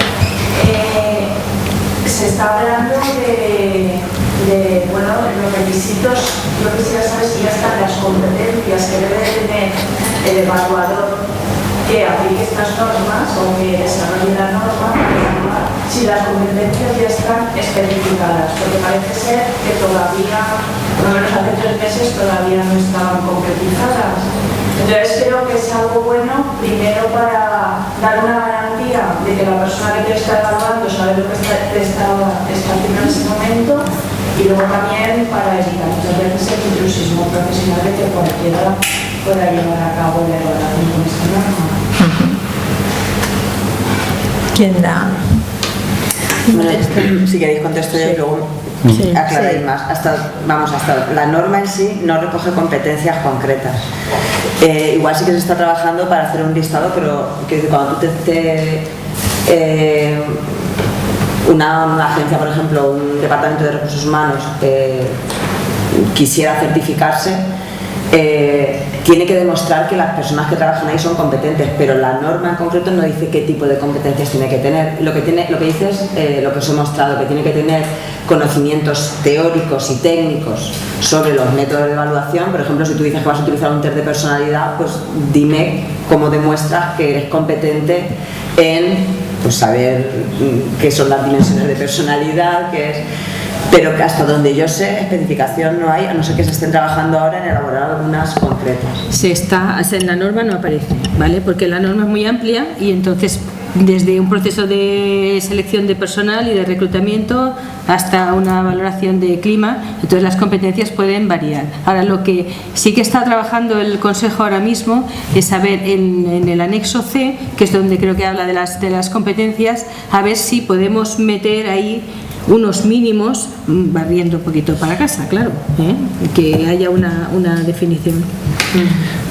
Yo añadiría un poco que quizá con aquello de que a río revuelto ganancia de pescadores, mientras no están definidas las competencias en el fondo, yo creo que la gran ventaja que tiene la norma es que habla de una forma estandarizada, normal y en lenguaje de empresa de la evaluación. Y ya no se puede confundir con evaluaciones de desempeño, este trabaja mejor que el otro, es decir, evaluación en un sentido muy amplio. Y nos va diciendo cosas de lo que es evaluación, y habla de psicometría, y transmite una serie de cosas que dices, hombre, vamos, no dice que sea yo el que lo pueda hacer, pero es fácil argumentar que yo, como psicólogo, como tal y como cual, pueda hacer ese tipo de cosas, en principio, bastante bien. Pero la gran ventaja es que en el mundo de la empresa, igual que ahora todas las empresas que tienen el certificado de calidad, todas tienen un plan de formación. Hace años, ¿no? Todas tienen muy claro lo que son los perfiles. Porque es que los perfiles, ¿no? Porque mire usted, es que el auditor me puede decir que aquel que se ha encontrado en la obra, si tiene el perfil adecuado o no de la descripción del puesto. Descripción del puesto, perfil, tal. Eso aparece porque en las normas de calidad está puesto. Entonces ahora en una norma aparece evaluación. En un sentido muy amplio, que yo estoy seguro que hay empresas que lo desconocían. Porque yo en mi etapa de consulta, cuando explicamos lo que era una voz de potencial, ¿de qué? Y cuando alguien hablaba de evaluación, siempre decía, sí, el que es bueno y es malo, ¿no? Pues mire usted, esto es mucho más amplio, es decir, pero muchísimo más. Y aquí nos lo está diciendo. Luego, yo creo que esa es una de las grandes ventajas, independientemente de que estemos certificados, que no, mientras se conozca eso, las competencias no sé si, pero son las nuestras, es decir, es lo que alguien dice, pues blanco y en botella, no es leche, pero parece. Pues sí, igual. pero el Consejo sí que está trabajando en eso, que haya una definición de competencias en el que el perfil que sea es el del psicólogo, claro. Sí, claro, si que sean las nuestras, yo no tengo duda. También, otra cosa en la que se está trabajando por lo de la Comisión Europea de Acreditación de Usuarios de Test, ¿vale? Que en principio España pues, no está entrando de lleno, sobre todo porque hay varios niveles y al nivel que se está certificando ahora, solamente Reino Unido está por ahora expidiendo certificados, pero dentro de nada Suecia va a empezar también y probablemente será extensivo a otros países. Hasta el nivel que se están acreditando, que es el nivel 2, están certificándose tanto psicólogos como no psicólogos, ¿vale? Que por una parte pues está bien que, oye, si vas a usar test, y es solo para test, no es evaluación más global. Si vas a usar test, pues que estés certificado, que lo sabes usar bien, y no podrás usar todos los test, ni podrás hacer todas las decisiones que puede hacer un psicólogo, pero bueno, se certifica. Y el nivel 3, que está restringido a psicólogos, posiblemente sí que se ofrecería como una especialidad de Eurosita, ¿vale? Pero lo que sí que se está comentando ahora, que lo que pasa es que lo está estudiando la EFPA, todavía no hay una decisión, es la posibilidad de los que obtengan el Eurosí básico, ¿vale? Una persona que se certifique con el Eurosí, ahí aparecerá un listado de las competencias de evaluación y con eso tú ya tienes un certificado de que has conseguido esas competencias de evaluación.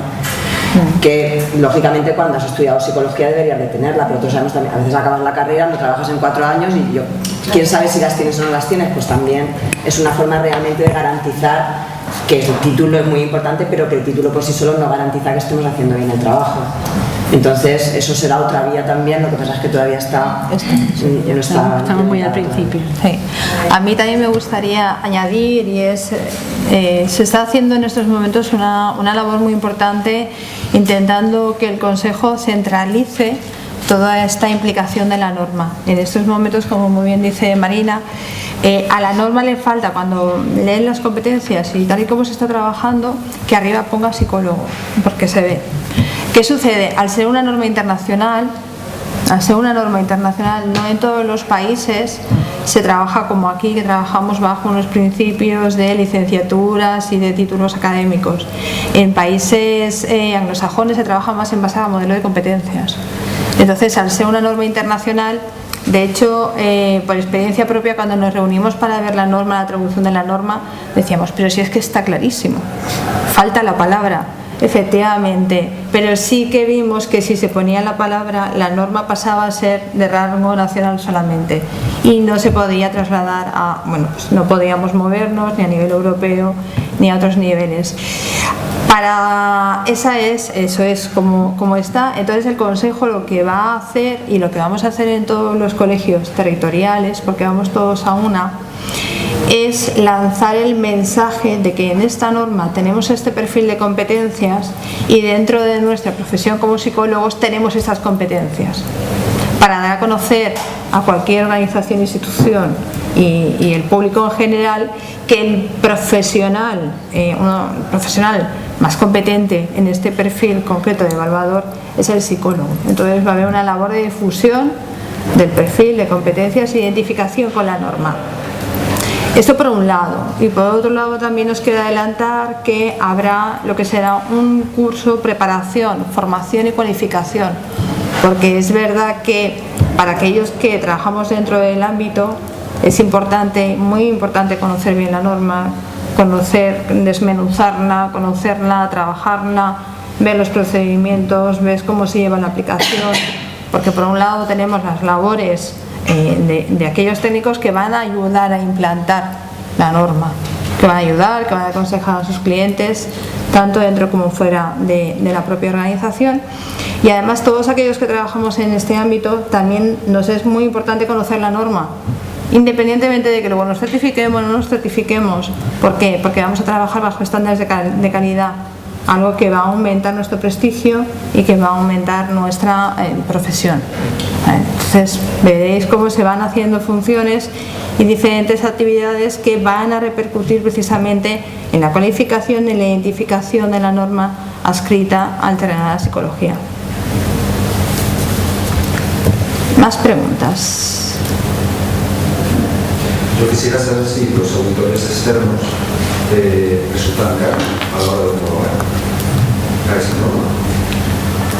Es decir, ¿los auditores externos te refieres a...? Creo que sea AENOR, que está autorizado por el Ministerio. No, a ver, AENOR lo que hace es la entidad de normalización. Quiere decir, AENOR es la única entidad a nivel nacional que puede coger esa norma, adaptarla al idioma español y publicarla. Ahora, a nivel de certificación, hace años en este país sí que era el único organismo que podía acreditar, ¿vale? Y podía certificar, pero actualmente no. Actualmente eso está privatizado y AENOR es una certificadora, Bureau Veritas es otra certificadora, el TIUB es otra certificadora. Entonces, el precio, el coste que eso tiene, pues va en función de con quién te quieras certificar y de para qué te quieras certificar, ¿vale? Porque, claro, es decir, esto no es café para todos. Entonces, si tú recurres a AENOR, pues vas a pagar hay una precio importante. Si recurres a Buró, pues probablemente también. Y si recurres a lo mejor a una certificadora que tiene menos nombre o menos presencia, pues es decir, estamos en un mercado. Lo que se tiene que mirar bien es qué es lo que te interesa realmente. Es decir, cómo te vas a posicionar frente a la norma, si realmente qué utilidad tiene para ti certificarte o no, o a lo mejor simplemente acreditar el cumplimiento de la norma te es suficiente. Sobre eso el colegio también tiene muchas cosas que decir en un futuro inmediato.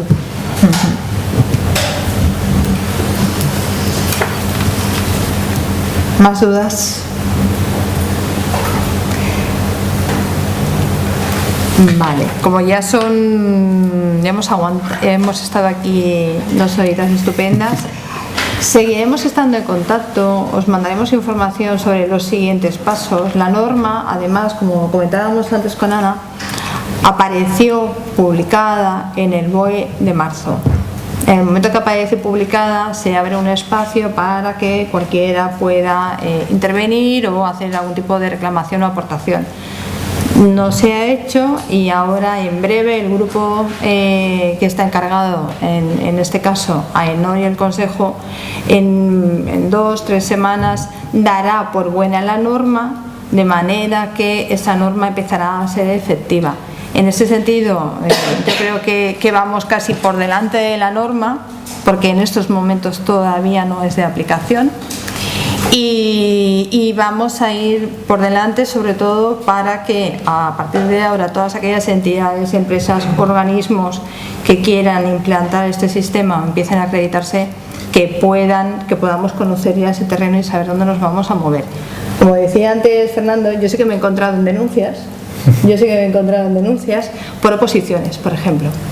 El tema de oposiciones a mí me parece un aspecto fundamental, porque en cualquier tribunal, en cualquier oposición, lógicamente, y tal y como están las cosas, es un puesto de trabajo, y ante un puesto de trabajo os puedo decir que los opositores que llevan tanto tiempo preparándose, en este caso os puedo hablar de policía local, tienen detrás hasta abogados que están mirando cómo se lleva a cabo esa selección, cómo se lleva a cabo la oposición, si se cumplen las normas. Y este tipo de normas nos va a ayudar muchísimo simplemente cumplirlas, independientemente de que nos llevemos o no certificación, que nos acreditemos, pero solamente tener la norma para poder hacer muy bien nuestro trabajo nos va a dar mucha seguridad ante cualquier tipo de eventualidad o situaciones de este tipo, que os puedo decir que son muy duras, porque tú crees que lo estás haciendo muy bien, lo estás demostrando, pero aún así hay un juez al que le tienes que convencer de que efectivamente lo estás haciendo muy bien, y os puedo decir que son situaciones que salen, la verdad es que los jueces creen mucho, bueno, no es un tema de creen, sino que confían muchísimo en nosotros y salen bien, pero que os puedo decir que el mercado y los opositores, pues lógicamente en muchas ocasiones impugnan las pruebas, impugnan el psicotécnico, las entrevistas. Yo si me permites, incluso pienso que, digamos que ahora estamos en el momento en que ha salido la norma, que sí, que está, que se acepta. A la larga vendrán a ser como las normas de calidad. Es decir, en este momento hay empresas que no pueden licitar un contrato público si no la tienen. Hay empresas que no pueden contratar a determinadas empresas si no la tienen. Es decir, estemos preparados porque en un momento determinado una empresa de cierta relevancia que quiera hacer un proceso de evaluación, tanto si lo hace internamente como con alguien externo, pedirá que se esté homologado. Seguro, no va a pasar hoy, pero porque hoy también es imposible, ni siquiera hay auditores, ni siquiera hay nadie. Pero estemos preparados porque en un momento determinado yo pienso que sí que va a ser así. Por descontado que efectivamente todas las oposiciones, primero que digan, oiga, que haga las pruebas a alguien que esté como mínimo certificado, aún así lo impugnaremos, pero que esté. Entonces, aprovechemos este momento en el que aún no está como tal, vayamos preparándonos y bueno, pues yo la verdad es que estoy encantado en que el colegio es pionero en estar en todo esto, pues bueno, vayamos a ver lo que nos vayan haciendo para que podamos entrar cada uno de nosotros. Es decir, al final es tanto si tienes responsabilidad en una empresa para hacer evaluaciones, como si perteneces a una consultoría y las haces, como si eres un técnico de selección, como si eres un auditor, como si el campo que se nos abre es muchísimo y en principio, dices, bueno, yo no sé si cabrán o no cabrán otros profesionales. En el fondo a mí particularmente casi hasta me da lo mismo, porque sé que para nosotros los psicólogos es un campo impresionante. Dependiendo de que luego hay más, al final dices, si esto es como todo, no se trata de que me coma yo más parte de un pastel, sino que el pastel se haga enorme, oye, y un trozo para mí seguro que hay. Que tú puedes más, pues fenomenal. Pero ahora es el momento de decir, la tarta está un poco como en el horno, pero esto va a crecer, seguro. Y es el momento y de ahí la importancia que comentábamos al principio de la tarde. Y se ha unido ya Paco también a nosotros, ha vuelto. Sí, yo quería hacer un comentario. Claro, lo que estoy intentando hacer el consejo es hacer, digamos, todo lo contrario que hemos hecho hasta ahora. Hasta ahora pasaron las cosas y nosotros reaccionamos. Lo que estamos intentando hacer ahora es incorporar las cosas. Lo que estamos intentando es tener información previa de qué es lo que va a pasar e intentar que los psicólogos estén formados para que cualquier punto puedan realmente actuar. Entonces, eso entiendo que cuesta mucho, pero yo creo que ir por delante de las cosas, pero yo creo que lo que va a pasar es importante. Muchas gracias, Paco. Bueno, si hay alguna otra duda, algún comentario, muchísimas gracias por vuestra asistencia esta tarde. Seguiremos en contacto, seguiremos haciendo actividades, seguiremos trabajando en grupos de trabajo y seguiremos comunicándoos cómo se va desarrollando. ¿Vale? Estamos en inicio y es un momento muy importante. Muchas gracias.